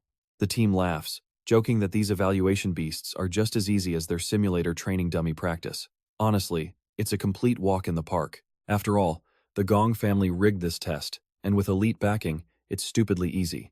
They're convinced first place is basically guaranteed, but back inside our main character's chaotic dungeon, Xian blocks a sudden blast of wind. The squad finally reaches the summit, coming face to face with a massive, terrifying rank D ghost monkey. Malong wonders if this is the ultimate boss. Xiang Zuo points out that one slap from that beast would send him to the afterlife 10 times over. The monkey glares at them, and Malong hilariously tries to talk it down. Bad move, buddy. The monkey takes that as a personal invitation and charges. Sen doesn't hesitate for a second, flying forward with a lightning-infused kick straight to the beast's ugly face. The monkey goes sailing. He pursues it mid-air, landing a brutal finishing blow to its skull, slicing the beast clean in half with his lightning blade. Malong is left blinking in shock. Well, that was surprisingly anticlimactic. They harvest the monster's icy pelt, while Si Chen complains to himself that slaying a rank D boss barely gave him any experience or decent loot. Seriously, the drop quality is absolute garbage. But before they can pout, the squad spots something and starts cheering. Shanzu tells everyone to hurry up because the beast was hoarding something. Tucked inside a hollow tree is a hidden stash of giant magic crystals. These babies are intermediate grade at the very least. Selling them would make them rich, but Chen senses something off. He yells at them to freeze, but too late. The instant someone touches a crystal, a terrifying wave of freezing energy blasts through the area, trapping the entire squad, including Chen, instantly. Yep, it was a classic ice bomb trap. The surveillance drone freezes over, cutting off their feed. Back in the control room, Gong Shran smirked, thinking everything went exactly as planned. High-level beasts aren't stupid, and these kids just walked right into their doom. Carl gets worried, pointing out the examinees might actually die. Gong Xuan nods, saying they should send help. He suggests deploying the rescue guild immediately, but Yuan Long tells them to wait. Their monitoring bracelets are still tracking their vitals in real time, and guess what? They are still alive. Everything is reading completely green. Nobody has pressed the panic button or given up. Yuan Long firmly insists that the choice to quit must remain entirely up to the students themselves. Back in the frozen cavern, Malong sneezes and complains about the sudden winter wonderland. Luckily, his cloud-type class gives him some cold resistance, or he would be a human popsicle right now. But his sigh of relief is cut short when a creepy, echoing laugh rattles the cave. Malong peers into the pitch-black shadows, realizing the actual boss of this lair has arrived. Checking his monster encyclopedia, Malong's heart sinks. He is looking at a cloud-type mage skeleton king, a terrifying rank C boss specialized in absolute zero ice and snow magic. This entire setup was a trap. Knowing he can't possibly solo a rare boss like this, he panics and tries to run. But Cien is frozen solid, and Malong has to act fast. Suddenly, an icy spike pierces right through his leg. He collapses, screaming in agony, while the Skeleton King throws its skull back, laughing, raising its frozen hand to finish him off. His bracelet immediately pings, detecting the severe injury and asking if he wants to forfeit. But Malong refuses. His mind is completely focused on one thing, defrosting Sesh Chen right now. He triggers his purification skill and targets Chen, praying that if their heavy hitter wakes up, they still have a shot. But just as he casts the spell, another spike impales his arm. The spell shatters, and he crashes into the snow. The Skeleton King keeps cackling, throwing lethal ice spears without showing a single shred of mercy. The system warning blares again, highlighting his critical heart rate and his shredded right arm, pleading with him to quit. For a split second, Malong actually hesitates. He remembers all the times he ran away when things got scary. That cowardice is exactly why he's always been a loser. But they didn't bleed this far just to quit now. This is his one shot to change his life. He's not running. He channels every drop of his remaining mana, unleashing his ultimate transcendence spell in one final, desperate push. Spikes keep raining down, but Cien's icy prison begins to crack. As the lethal shards head straight for Cien, Malong screams for him to wake up, and then boom, pure electrical fury explodes from Cien's body. Activating his lightning god form, he vanishes and blitzes forward. The Skeleton King is utterly blindsided as Cien grabs him by the throat and slams him face first into a massive boulder. Malong sighs, thinking Cien broke free all on his own. But Chichen turns around and genuinely thanks him, asking about his wounds. Malong gasps out that this is a devastating rank C cloud-type lord, warning that another freeze means game over. But then he freezes in pure terror. An enormous ice bomb is already flying their way. It's massive. Malong panics, wondering how on earth they can dodge an attack that literally covers the whole screen. The Skeleton King laughs maniacally as the bomb detonates. Boom! A massive blizzard consumes everything in a flash of white. The boss cackles at his easy victory, but his laugh suddenly cuts short. A mysterious blue light begins glowing through the mist. Cien walks right out of the blast. He switched to his Funeral Flame King class, making him completely immune to ice. The Skeleton King is speechless, and Malong just stares in total disbelief. He's trying to process this madness. Cien is supposed to be a lightning assassin. He mutters that this can't be real, which would easily make Chan a 1 in 10,000 rare phenomenon. Yep, a dual-class user. Khan admits his bad math put them all in deep trouble. which is why he is switching classes right now. He promises this will never happen again. Boom! The transition is complete, and Xian transforms into a terrifying Purgatory Rakshasa demon. He declares he is ending this fight right now, leaving Malong completely speechless. In this world, regular awakened folks only get one class. But there are crazy rare cases, like 1 in 10 million, where someone hits the jackpot and ends up with 2. They are called dual-class users, and there are literally fewer than 10 of them on the planet.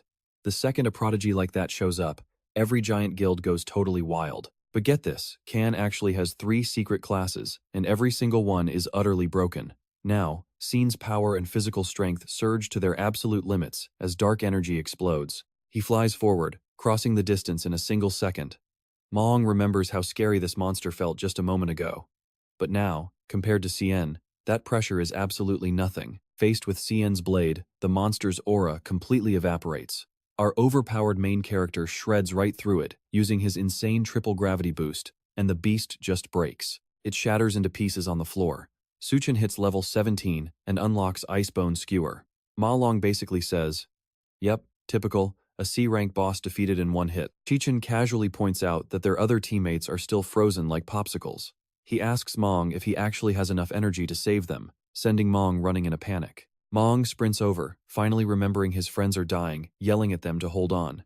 Meanwhile, our protagonist marks the dead boss as food and triggers his glutton ability. He squeezes his fist. As the energy flows in, his stats shoot up. Can realizes this is the very first time he has actually devoured a class outside of a dream. He notices the camera drone got completely frozen in the ice blast. That means his insane fight was not streamed to the public. Lucky break, he still has time to get a perfect score. A system screen pops up. He just scored a free attribute star for his Lightning Assassin class. Even Xian is shocked by this sudden bonus, looking at the screen in disbelief. Meanwhile, over on Gong Yan's side of the dungeon, a giant angry flower boss is beating his team to a pulp. One student barely holds the line, yelling about its power. He warns them this is the true strength of a D-rank boss, telling everyone to fight harder before they get wiped out. Another kid complains that the monster's defense is just ridiculous. Their attacks are barely doing any damage, and arrows are just bouncing off. The flower whips its vines around, and the archer complains that school training never prepared them for this. The team is completely scrambling. One student tells everyone to just trust their president, asking if he is ready. They are all wondering if enough magic power has been gathered yet. We see 2 enchanters dumping their mana directly into Gong Yan. Gong Yan focuses, decides he has got enough, and launches himself forward in one massive leap toward the boss. He impales the giant plant, then commands his team to blow it up. Instantly, a massive fiery explosion erupts as his flaming sword ignites the entire monster, turning it to ash. His team goes wild, cheering about how insanely strong their president is. Just then, the announcer drone reveals that Gong Yan's squad has cleared the dungeon in 35 minutes. Since they finished in under an hour, they get a triple score multiplier, landing them a clean 150 points. They happily head out to see the final rankings. In the hallway, Gong Chong smugly notes that even an F-rank dungeon takes at least an hour. So, anyone walking out this early must have given up like a total coward. Right on cue, a totally traumatized kid stumbles out, crying and begging for mercy, even though literally nobody is touching him. Honestly, you and I can see his soul leaving his body. Another girl behind him complains that the dungeon was a total nightmare. Gong Cheng then spots our main character's team huddled in a corner and immediately wears a massive, evil grin. He assumes Chichin failed miserably and ran away. He starts mocking him immediately, asking how a guy who talked so much big game couldn't even finish a simple school evaluation. But Gong Yan snaps at him to shut up and get in line. The vice president of the alliance has arrived, and they need to go show some proper respect right now. Carl walks in clapping, praising the performance as absolutely mind-blowing. He walks right toward them, and a starstruck Gong Chong whispers that the top ranker in the world is approaching. Gong Yan confidently reaches out for a nice professional handshake. But wait for it, Carl walks right past him like he is invisible. You and I must feel that painful second-hand embarrassment. Carl says clearing a D-rank dungeon in just 21 minutes is something elite guild teams would fail at. Gong Yan's jaw literally drops to the floor in pure, unadulterated shock.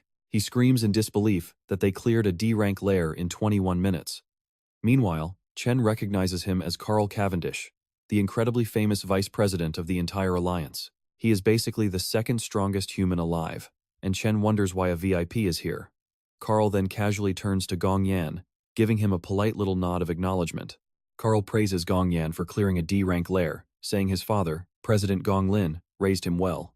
The president politely smiles, but the look he gives his son is icy. Gong Lin offers a polite thank you, but then glares at his son with pure disappointment. Carl wraps things up, saying it is getting late and he needs to take his leave. But before leaving, he tells the director he got insanely lucky. These kids are twin stars that only appear once every 1,000 years. Then, Gongwon steps up to announce the scores. Since both teams got a perfect score, they are tied for first place. He declares that every student from both squads gets recruited into the elite Imperial Guild. Everyone celebrates. Gong Yan is not celebrating though, keeping his face totally frozen. The director adds that both team captains will get management spots in the guild and split the grand cash prize. They have to split the 1 million cash prize. Both captains are completely shocked. Cien immediately starts doing some desperate mental math.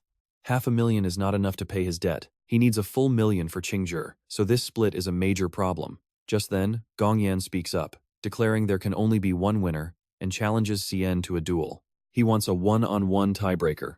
The entire room falls completely silent. Even Carl stops to watch. Gongguan tries to stop it, arguing that a tie is already a perfect outcome. But our greedy protagonist steps in with a wild counteroffer. If he wins, he gets the entire 1 million cash prize. Gongguan almost chokes on his own spit hearing that. Gongyan immediately agrees, telling him to take it all if he can actually win. Carl watches with a grin, loving the drama. Chen then asks how they are going to settle this. Later on, Qian sits down with Qingji to talk business. Qingji admits that while he knew the kid was strong, he never expected him to shatter records with a perfect score. Now, Chen is trending all over the news. Qingji thinks his $1 million loan was money well spent, so he tells Chen to forget about paying him back at all. He says to just treat it as a friendly investment, but Xian shakes his head.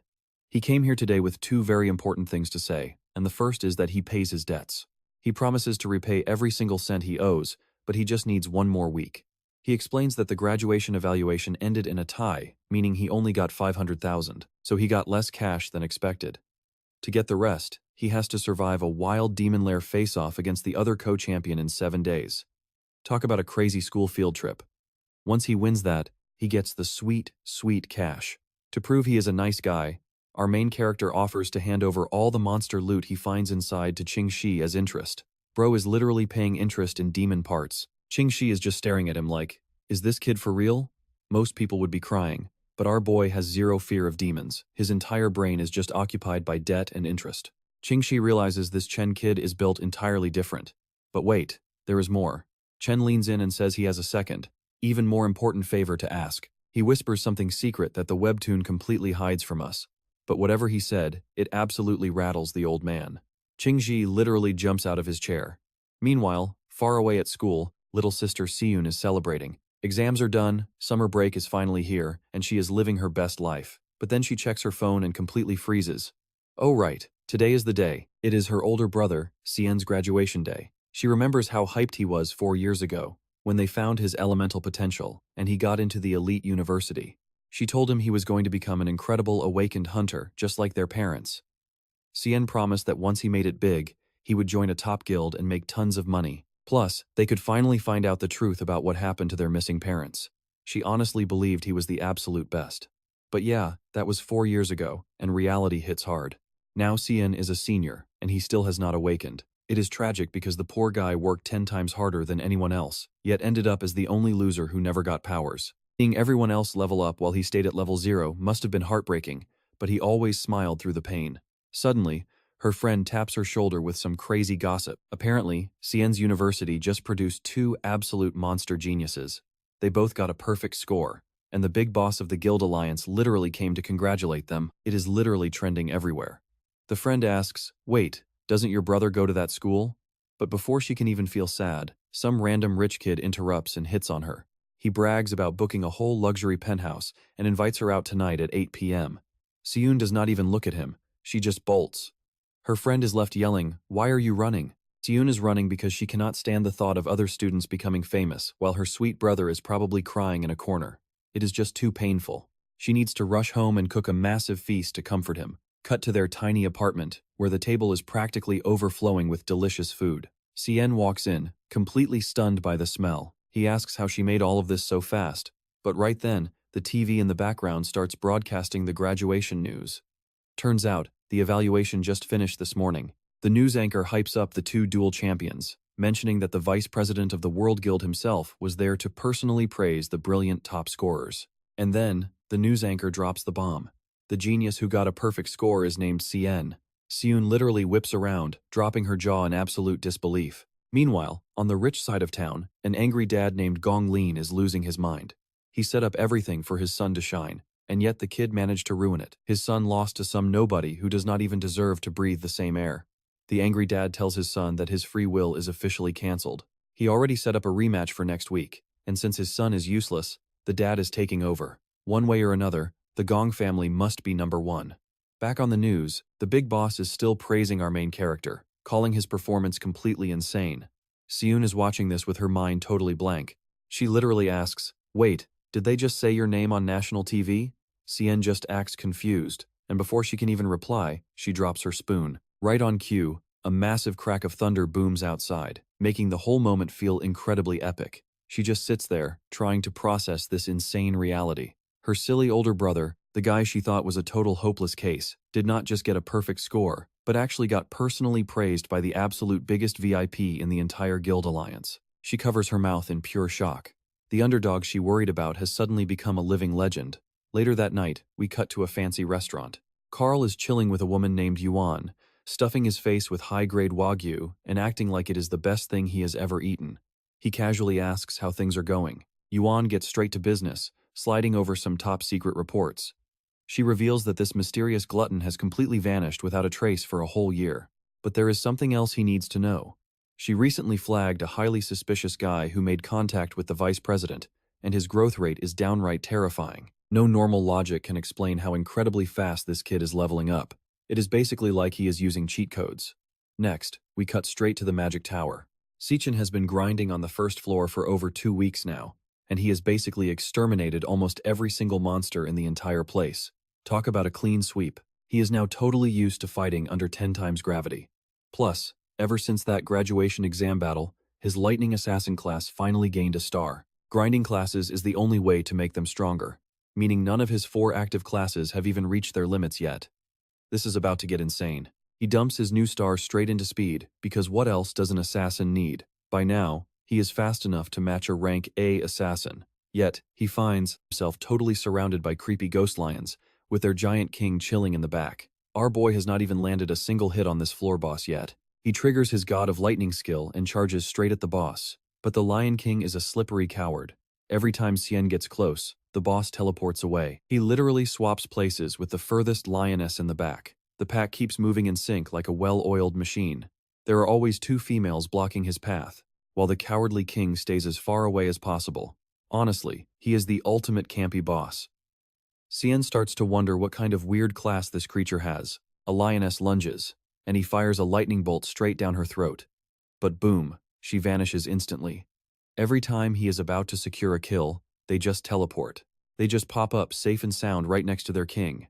And the second Cien hesitates, another lioness rushes in as bait. He tries priming 2 skills at once, but the boss dodges again.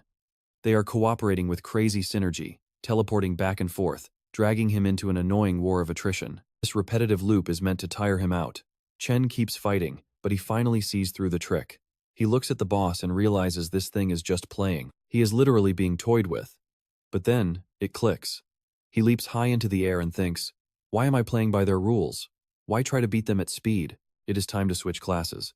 If they want to play hide and seek, then he will just change the entire game. Why not show them some real firepower? So he decides to pull out a mage class and handle things on his own terms. Boom, the class switch is complete. Now, at level 27, Sichin unleashes the power of the Skeleton King, launching dozens of deadly stakes right into the massive beast horde, forcing those ghost lions to scatter. Instead of giving them a single second to recover, he charges straight ahead, closing the distance on one target. His read on the battle is insanely sharp. He knows a mage is built to dominate from a distance with massive crowd control, so he keeps up the heavy pressure, funneling the lions exactly where he wants them. Then he poofs out of thin air, stepping through a portal and reappearing right behind a giant lioness, catching her totally off guard. But wait, his real trap was already set. That attack from earlier is still closing in fast, and once the Lion King gets cornered right inside its zone, there is absolutely nowhere left to run. The beast looks up, terrified, just as Sichin drops a massive ice explosion bomb. The giant blast detonates with absolute fury, engulfing the whole room in a brilliant, icy light. Every single monster gets frozen completely solid. Seeing his chance, Sichin swiftly switches his class to the Rakshasa of Purgatory, declaring that this first-floor boss battle is officially over. He drops the devastating triple gravity tribulation right onto the Lion King, and those giant monsters instantly collapse. Dark energy erupts from his body, mixing with a blinding flash of white light as Sichin stands over the defeated beasts, casually harvesting their precious essence. He hits level 24, and since this ghost boss is prime food, Sichin activates his gluttony skill right away. He is dying to know what class this beast actually had. The dark energy surges forward, getting devoured by his skill. Sichin tightly squeezes his fist, and the system prompt reveals the truth. The boss was a beast tamer, a rare class that forces contracts onto monsters.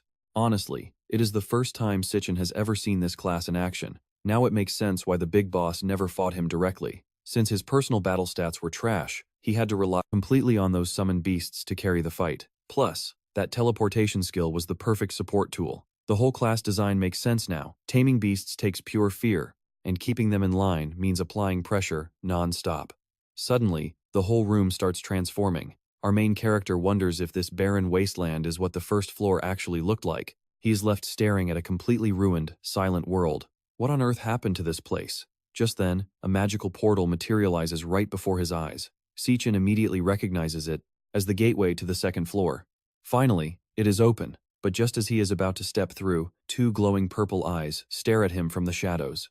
He spins around, spotting something hidden in a pile of bones. Tucked away there is an incredibly cute, tiny lion cub wrapped up in heavy chains. Sichin is pretty confused. A stray cub left over on this cleared floor? Looks like this little guy is the absolute last survivor. But think about it. The boss is dead, yet this baby did not vanish. That means it was never under contract. And those heavy glowing links bound around him look like prison chains. Sichin guesses the beast boss kept this poor thing locked up. Summoning crackling lightning, he brightens up the dark space, steps forward, and without a moment of hesitation, he slices right through the chains. Plop! The poor cub faceplants straight into the dirt. Smiling, Sichin tells the little guy he is free now and can make this place his home. He admits he gets it, having lost his own friends and a place to belong. The cub stares up, totally touched by those words. Sichin tells the tiny creature that even if he is all alone, he has got to keep surviving, while Sichin has his own path to climb. But as soon as he turns to leave, the exit slams shut. Boom! A system contract notification pops up. Sichin spins around, seeing a glowing message floating above the cute cub. It says contractable. The baby Lion King, Leo, wants to sign a contract with him. Sichin looks down and asks the little guy if he really wants to tag along. Leo responds with the cutest, tiny roar ever. Sichin lays down the cold, hard truth, warning the cub that his goal is to clear this massive tower, floor by floor, and the beast will only get way more terrifying. But the tiny cub stands tall, completely fearless. Accepting the answer, Sichin smiles and seals the deal. The contract with baby Leo is officially signed. A broken passive skill activates, feeding experience and stats straight back to the master, while also giving him shared beast vision. Sichin tells Leo they are a team now, but the little guy needs to play it safe during heavy fights. With their partnership locked, the duo steps onto a brand new floor of the magic tower. Immediately, a wave of intense heat hits them. It is a volcanic hellscape covered in molten lava. Sichin sighs, complaining it is so hot he is literally about to melt.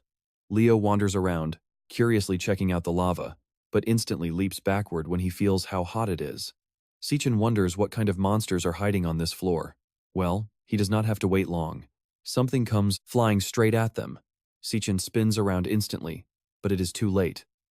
A brutal blow smashes into his chest, completely blindsiding him. Suddenly, he wakes up with a massive gasp, completely shocked. He clutches his chest, stunned that he got instantly deleted without even seeing the attack. What kind of insane monster has that level of speed? He shivers, wondering what terrifying creature is living on the second floor. But before he can overthink, Shiyun calls from the kitchen, telling her brother to hurry up and eat breakfast. Man, she prepared a genuinely amazing meal, and Sichin is seriously impressed by how much work she put in. She bossily reminds him to wash the dishes and hang the laundry in about 30 minutes, then heads toward the door. Sichin asks where she is rushing off to, especially since summer break just started. Shiyun explains she got a part-time job, but Sichin reminds her he told her to let him handle all their money troubles. She totally brushes it off, saying her big brother is getting famous and she refuses to fall behind. Besides, Just sitting around doing nothing all summer would drive her absolutely insane. She slams the door, shouting one last reminder about the chores. Sichin laughs and actually does them, scrubbing the plates and hanging up the wet laundry. As he works, his thoughts wander to Shiyun. She has always been incredibly hardworking and focused. Even though she is still just a schoolgirl, standing next to her, he is the one who ends up feeling totally babied. But reality hits hard.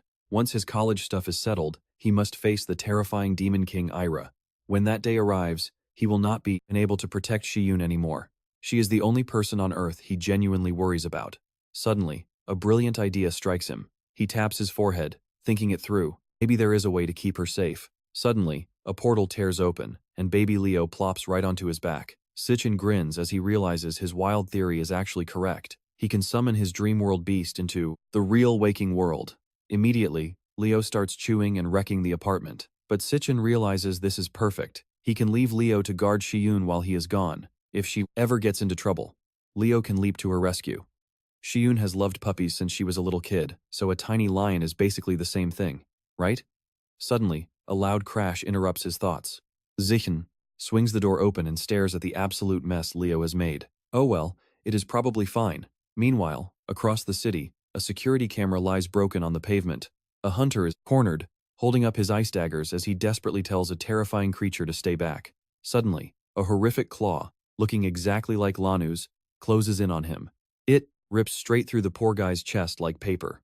With his final breath, the dying hunter wheezes out a final question, asking what kind of nightmare this thing is, right before the claw swallows him whole. Later that evening, Shiyun is walking back home, grumbling that her exhausting shift is finally over, and that the crazy crowd buying bubble tea during summer break is, man, life is a lot. She's just walking home, wondering if her brother will actually like the snack she bought. But as she turns down her street, she suddenly stops. Something feels way off. She looks back, and her face goes totally pale. A voice calls out, and there he is. This guy, Jin Duxon, is standing there holding a massive bouquet of flowers like a total creep. He complains about how she ghosted his school invitation last time. But hey, no worries, right? Because he went ahead and booked the entire top floor of the Zeong building just for them tonight. Siyun immediately asks how this stalker even got her address. He just shrugs it off, bragging that his dad runs the top hospital. So yeah, finding her was basically a walk in the park. She tells him straight up, we live in completely different worlds, so lose my number and go away. But instead of taking the hint, he steps up and grabs her by the wrist. He gets all aggressive, demanding to know if she realizes how hard it is to book that floor. Plus, he invited a massive crowd. Her ditching him was a huge slap in the face. She snaps right back. Why should she care about his little party? And honestly, lurking around a girl's house like a weirdo is beyond creepy. She is not having any of it. This dude completely loses it. He barks at her, asking who she thinks she is. He claims he has been nice, but warns her he can ruin her entire life in seconds. Here? She lets him know he completely ruined her day. Classic. But back home, Tsyun is busy babying Leo. Absolutely thrilled, she demands to know where on earth he found this ridiculously cute little guy. He drops the bomb that the beast is named Leo, and congrats, he is now her problem. Tsyun is amazed because adult male lions usually have manes, but this tiny baby is already rocking one. He just smiles, totally relieved she actually likes her new pet, thinking his home life is finally sorted out. But of course, because it is a manhwa, his phone immediately starts buzzing. He checks it and, yep, major grin. His guild department review proposal got approved, meaning his master plan has 0 obstacles now. In 6 days, it is time to ace that makeup test. Out by the creepy greenlight forest, Gongguan drops the details for this evaluation. After a ton of meetings, they decided the exam is going down right inside this sketchy forest layer. Their fancy scanners rank this place as a D-tier dungeon, and as agreed, both of our candidates have to enter the exact same demonic zone. Since a wild lair is basically unmapped and carries way more risk than normal dungeons, 3 guild pros are going in with them. They will act as bodyguards and, more importantly, judge their every move in real time. So yeah, their entire future relies on these judges' report cards. Gonglin is secretly plotting, hoping everything goes perfectly smooth so they can pull off their shady business without leaving any clues. Meanwhile, Yuan Long is wondering why the vice president is still hanging around when his trip ended 2 days ago. Carl just stares at the candidates' files like a bored guy watching drama. He admits nothing else in this world is interesting right now. It has been ages since he saw a real clash of prodigies, and honestly, he is getting hyped to watch them fight. Now, you and I are finally getting to the main event as Gongguan officially kicks off this showdown. It is Si Chen versus Gong Yan, and they both step right into the portal. Step 1. Get spawned in a giant forest. Si Chen stands next to his rival, while Caillou notes, this seems to be a flower-type zone. Suddenly, a wild system notification pops up. It is a direct warning from the core itself. Dangerous beast detected nearby. But before he can even blink, the warning vanishes, leaving him wondering what kind of monsters are hiding here. Could a mere D-rank zone actually have some high-level boss lurking in the shadows? The two rivals head deeper into the woods, walking side by side through the ridiculously thick trees. Back in the control room, Caillou notices the fog is getting incredibly thick, telling everyone to keep their eyes glued to the screens. And right on cue, something starts moving underground. Boom! A D-rank toxic ant bursts out of the dirt, but Gongyan is such a tryhard, his sword is already drawn before the bug even fully spawns. He charges right in. No hesitation at all. Soto admits that reaction time is kind of insane, but warns that wild beasts are way meaner and tougher than the sandbox monsters they fought back in school. The angry ant spits a glob of acid, but Gongyan just slices right through the projectile midair, not even slowing down. Talk about showing off for the cameras, right? He chops the bug in half, stabs it in the chest, and triggers a literal explosion with his flaming sword. His katana is glowing, and the instructors are absolutely loving it. Time to break down the scores. Caillou hands out 10 points for that instant reaction speed and shutting down the ranged acid spit. Ivan is nodding along, totally impressed by Gongyan. He notes Gongyan targeted the acid gland specifically, completely disarming the beast. Soto jumps in, praising the kid's absolute lack of hesitation and how cleanly he followed through on that. He targeted the acid glands, leaving the beast helpless. Sato praises his instant follow-through. But you and I know our main character is about to top this flashy performance. Talk about a clean finish. That was literally surgically precise. Downright impressive for a rank D beast from a demonic lair. But as for our other candidate, well, Chen did absolutely nothing when the monster showed up. He is just strolling around like he is on a Sunday walk, leaving Gongyan completely baffled.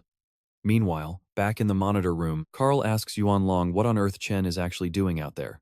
He has this wild theory that our boy is trying to grab a perfect score in just one single epic move. Chen stops by a tree, stares at a random root, and gets a brain blast. Pulling out his lightning weapon, he declares he found his prize, driving the blade straight into the vines. Boom! The explosion tears the place apart, and a swarm of underground monsters pours out. Caillou loses his mind that Chen literally poked a nest on purpose. Sad agrees, pointing out these are rank D monsters and Chen just put everyone in extreme danger. Meanwhile, Gongyan is just staring, trying to figure out what the plan even is, but Chen does not care. He triggers his God of Lightning mode and charges straight ahead like a maniac, slicing through every single beast that dares to get in his way. He just shreds them to pieces without even pausing. Once the dust clears, the main character is just standing there peacefully, while monster corpses literally rain down all around him. The instructors are losing their minds. According to the files, this guy is supposed to be a lowly rank E. How on earth did he just wipe out a whole squad of rank D beasts? It makes zero sense. Ivan admits they cannot possibly give him a bad grade after that. Gongyan stays silent, just muttering Chen's name. Back in the control room, Carl is hyped up. He laughs that the old man predicted this perfectly. An epic showdown right at the beginning. Now, how is Gongyan going to answer? Meanwhile, Gonglin watches silently, clenching his fist. Suddenly, the video feed goes completely haywire. Screen goes full static, and the signal dies. Yan Long is left shouting, demanding to know why the feed broke down again. Outside, near the demonic lair, a scientist is typing away when a weird glitch pops up. The danger level of the area suddenly spikes, jumping from rank D to completely off the charts. The guy just stares at the monitor in pure shock. Meanwhile, inside the lair, the exit has completely vanished, just gone. And then, a creepy melody starts echoing through the dark. A chilling sound echoes in our main character's ears. He recognizes it instantly. It is the Demon King of Wrath. Outside, the team reports the entrance has vanished completely. Their gear only picked up a massive, sudden signal anomaly.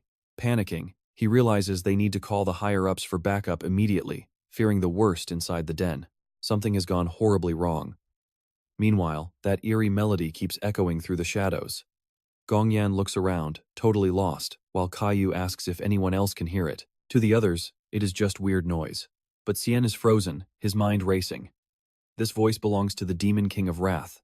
But why is he here 5 years early? 5 years ahead of schedule. Suddenly, a high-level threat registers, and his demonic heart flares with a warning. Something is standing right behind him. followed by a terrifying laugh. The Demon King of Wrath laughs, filling the air with pure dread. Sato stares into the thick fog, demanding to know what is hiding. Then, the monster steps out. He mocks them, saying they fell for his trap. Sato freezes in shock. Did that thing just speak? Talking beasts are at least upper C rank, a total nightmare. How could a high-level monster like this be lurking in a simple rank D dungeon? This beast is far too deadly for mere candidates. Screaming, Sato charges headfirst into battle. He swings his purple axe, telling everyone to get back, but his weapon is sliced clean in half. The demon lunges with his insect blade, freezing the others in pure terror. The beast teleports behind Gongyan. Before anyone can blink, a razor-sharp claw impales the young master. The demon roars, declaring that none of them will leave this place alive. Agony rips through Gongyan, but instead of screaming, he swings his sword and slices the monster's claw clean off. Shocked, the demon stumbles back as a brutal kick lands. The beast flies backward.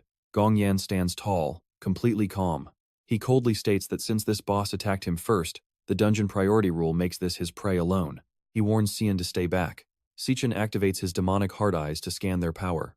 Gongyan is a middle rank C, but this monster is an upper rank. Ivan and Caillou scream that they need to abort the test and treat his wounds immediately. The boss is too dangerous. But Gongyan flat out refuses, eyes burning with determination. He presses searing, hot flames directly onto his open flesh to stop the bleeding.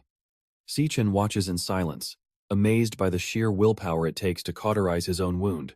Brushing it off, he declares the fight has just begun. He draws his weapon, charging the beast once more. Meanwhile, outside, an expert explains this bizarre dungeon phenomenon. Sometimes, a dungeon gate disappears because of highly intelligent beasts. They deliberately open the entrance, lure humans inside like unsuspecting sheep, and then seal the exit behind them, trapping them forever. Gongguan asks how they can break them out, but there is no way to force it open from the outside. Lin Wook reveals there is only one way. The trapped squad must slay the boss themselves. Gong Xuan thinks it is manageable since they have rank C fighters inside, but Lin Wook quickly shatters his hope. The low rank is a complete illusion created by the boss. This lair is actually the culprit behind all those mysterious disappearances of powerful awakened individuals. They have been investigating these cases for a long time. You see, this is actually a highly lethal, rank B demonic den. Inside, Gongyan barely holds his ground against relentless attacks. He parries every brutal slash, maintaining a perfect stance. But as the monster winds up a devastating punch, Gongyan leaps into the air just in the nick of time.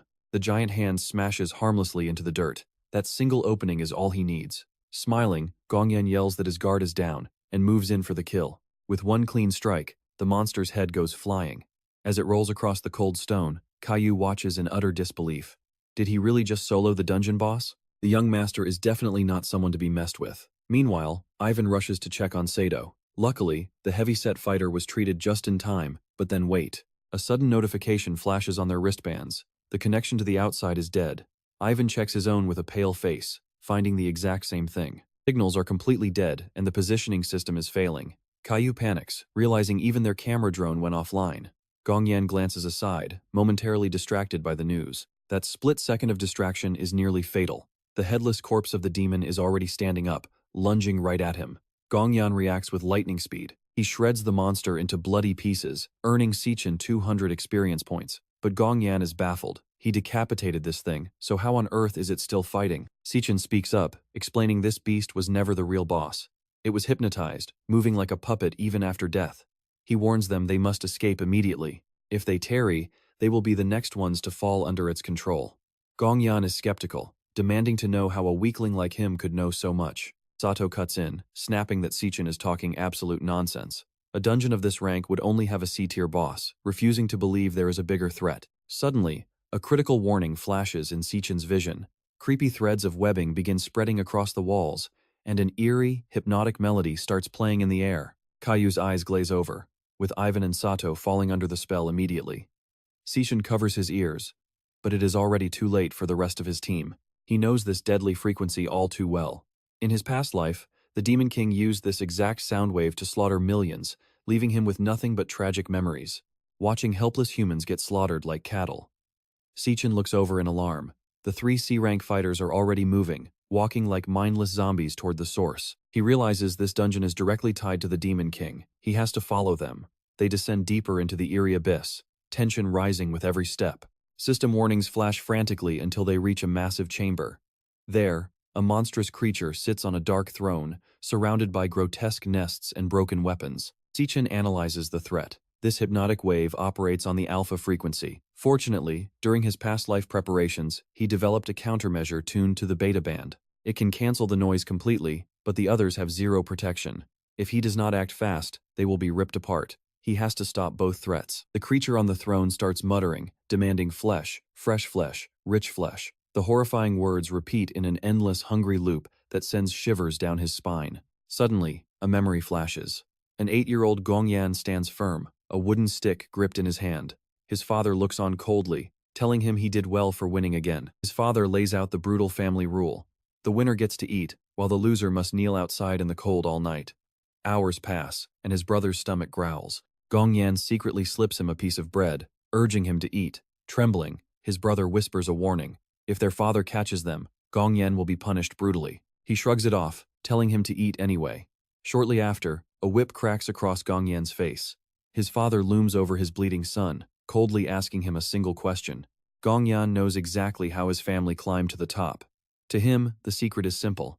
He is always the winner, and in this world, only the victors get to write the rules. His sons just have to obey. But young Gongyan asks if beating his father means he gets to make the rules. His dad just laughs. But the very next day, Gongyan's sword is shattered, spitting blood on the ground. He yells that his challenge was for his father, not these lackeys. Why did his dad send the royal squadron to do his dirty work? His father calmly explains that real power is not just about raw personal strength. True power is about the influence you hold. The laws of this world are not that simple, but there is still one absolute rule. You must win. How you do it does not matter. Only the outcome counts. As his son, Gongyan is expected to always be number one. Even if he has to throw everything away, victory is mandatory. Because in his father's eyes, winning is his only value. Those cold words echo in Gongyan's head to this day. Now, you and I are back in the Den of Wrath, right where we left off. Our main character channels his lightning, ready to end this boss. But suddenly, Gongyan grabs his arm. Gongyan, bloody and beaten, begs him to wait. He admits he has no idea how our hero broke the mind control, but says he barely managed to keep his own sanity intact. He warns that a reckless move right now will get everyone killed. He points toward the massive eggs nearby. If they disturb even one of those shells, it is game over. They will not just fight the boss, but also dozens of rank C monsters. That would end their lives instantly. Gongyan explains the boss set a trap here on purpose. It disguised this place as a low-rank den just to lure hunters in and feed on them. The boss will eventually come to them. He suggests staying hidden until it gets close. Then they can strike together. But Cien smiles and admits that while the plan is clever, there is one major flaw. The boss does not actually need to move at all. With a simple thought, it can force every mind-controlled hunter to end their own lives. So, Sen activates his God of Lightning mode, blitzing the hypnotized allies before they can react. He knocks them out at godlike speed. The boss notices instantly, grumbling that something must have been off with the food. And right on cue, those massive eggs start cracking open. Sharp claws rip through the shells as terrifying mantis monsters emerge. They look exactly like the dead beasts from earlier. The boss points, unleashing the swarm directly at them. Gongyan steps forward, claiming it is up to him to finish this. But our main character pats his shoulder, telling him there was a slight misunderstanding about his extra test earlier. He tells Gongyan to sit back and watch. Glaring up at where the massive boss is hiding, our hero makes his intentions loud and clear. That big guy belongs to him. Gongyan panics, screaming that they cannot possibly win. This beast's power is on an entirely different level. It is at least a rank B, maybe even touching rank A. He insists they must grab everyone and retreat immediately. It is their only shot at survival. Our protagonist agrees that this boss is going to be a tough opponent, but points out one crucial detail. The dungeon gates are already locked tight. If they were open, the Imperial Guild squad would already be on the scene. Gongyan is stunned. Our hero activates his demonic eye, scanning the boss for any info, but his system cannot read its level. If it really is rank A, this is going to get messy. Its strength would easily match the terrifying Ghost Lion King from the Magic Tower. But before they can strategize, the wave of mantis monsters charges straight at them with razor claws. Our main character deflects the first strike with a crackling bolt of lightning. Suddenly, another beast flanks him. Gongyan screams a warning and cuts it down in one clean slash. But the swarm keeps flooding in from every corner. Gongyan warns they will be completely overwhelmed at this rate. But our hero is already charging up his next move. He channels raw electricity into his blade, releasing a massive shockwave directly into the horde. The attack cuts through dozens of monsters like butter, clearing the field in an instant. He blitzes forward using his lightning god state, slicing down 3 more beasts instantly. Gongyan stands frozen in complete shock, unable to believe his eyes. This is unreal. Assassins are supposed to have weak attack power and get crushed when surrounded. Yet, our hero is landing flawless, lethal strikes on every single vital point. He trades raw power for terrifying speed and absolute technique. Gongyan realizes this insane speed easily rivals a rank A fighter. Gripping his sword tight, a spark of hope ignites. Just maybe, they actually have a chance to survive this. But the boss is done playing. Screaming that the game is over, it activates its ultimate enhancement skill. The mantis beasts surge with red-hot power, launching themselves at our hero. The boss of wrath roars, ordering them to tear him to shreds. But Xian easily reads their movements, dodging effortlessly, and slicing them to pieces with clean cuts. Gongyan steals his resolve, telling himself to hold the line no matter what. Our hero presses forward, carving through the horde without missing a beat. Suddenly, a beast sneaks up behind him, but he reacts instantly, turning and shredding it to pieces. But another monster spins around, slamming him with a heavy blow that sends him sliding backward. Sen recovers quickly evaluating his next move. These buffed beasts are basically rank B in power now. Their armor is incredibly thick, making it nearly impossible to land a clean, lethal blow on their vitals. He has to find a way to crack that thick armor.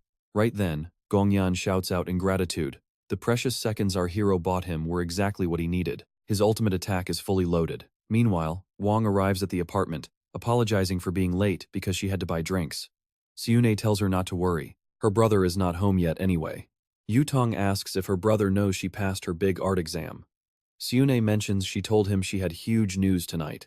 She told him she had big news, though he might be late. Suddenly, she realizes they are out of garlic sauce. She tells her friend to wait while she and Leo run to the store. At the convenience store, she checks out quickly. The cashier smiles, noting how incredibly well-behaved Leo is. The little guy doesn't make a single sound or move at all. She promises to buy him some treats later. But out in the dark alleys nearby, suspicious eyes are watching her. One thug whispers that he has had his eye on her. He asks if they should strike now, but his partner tells him to wait until she is out of the camera's range. Now, you and I know this cannot end well. She keeps walking, seemingly oblivious to the thugs stalking her. But secretly, she realizes these guys have been trailing her ever since she left the store. Leo lets out a tiny, low growl in her bag. She whispers, asking if he feels the danger too, telling him to stay hidden. It looks like trouble is heading her way. It looks like they are in for a fight. Meanwhile, back at the monster den, we return to the action. Gongyan is fully powered up, ready to release his attack. He screams that this is his ultimate lethal move. He is absolutely sure not even a rank, a boss can survive this. Instantly, the incoming mantis monsters are turned to ash. Everything is turned into absolute dust. The attack crashes right into the boss, triggering a massive explosion. Gongyan drops to his knees, completely drained, gasping for air. He mutters that it is finally over, looking at the absolute wasteland he created. But just when he thinks they won, a voice speaks. The boss asks, "Is that really all?" Both of them look up, eyes wide with horror. The monster casually calls them nothing but worthless insects. Gongyan is losing his mind. He gave that strike everything, but boss does not have a single scratch. But Chen figures it out. Right before the hit connected, the boss sucked up the energy of every single dead beast to make a massive shield. Talk about a cheat code. Gongyan starts weeping that they are completely doomed. But Chen just smiles, walking up to him with a very interesting business proposal. The deal? Gongyan gets all the fame and glory, while Chen keeps the sweet, sweet loot. But there is one strict condition. Gongyan has to keep his mouth shut forever. Gongyan just stares at him, asking if he is some kind of legendary dual-class user. Suddenly, the energy from all the dead monsters starts swirling around Chen. Chen unleashes his secret class ability, Ruin of All Bones. A dark purgatory power surges through him, literally shattering the ground. Gongyan can only watch in absolute shock. He is totally speechless. Chen just smirks, reminding them of his promise. This boss belongs to him.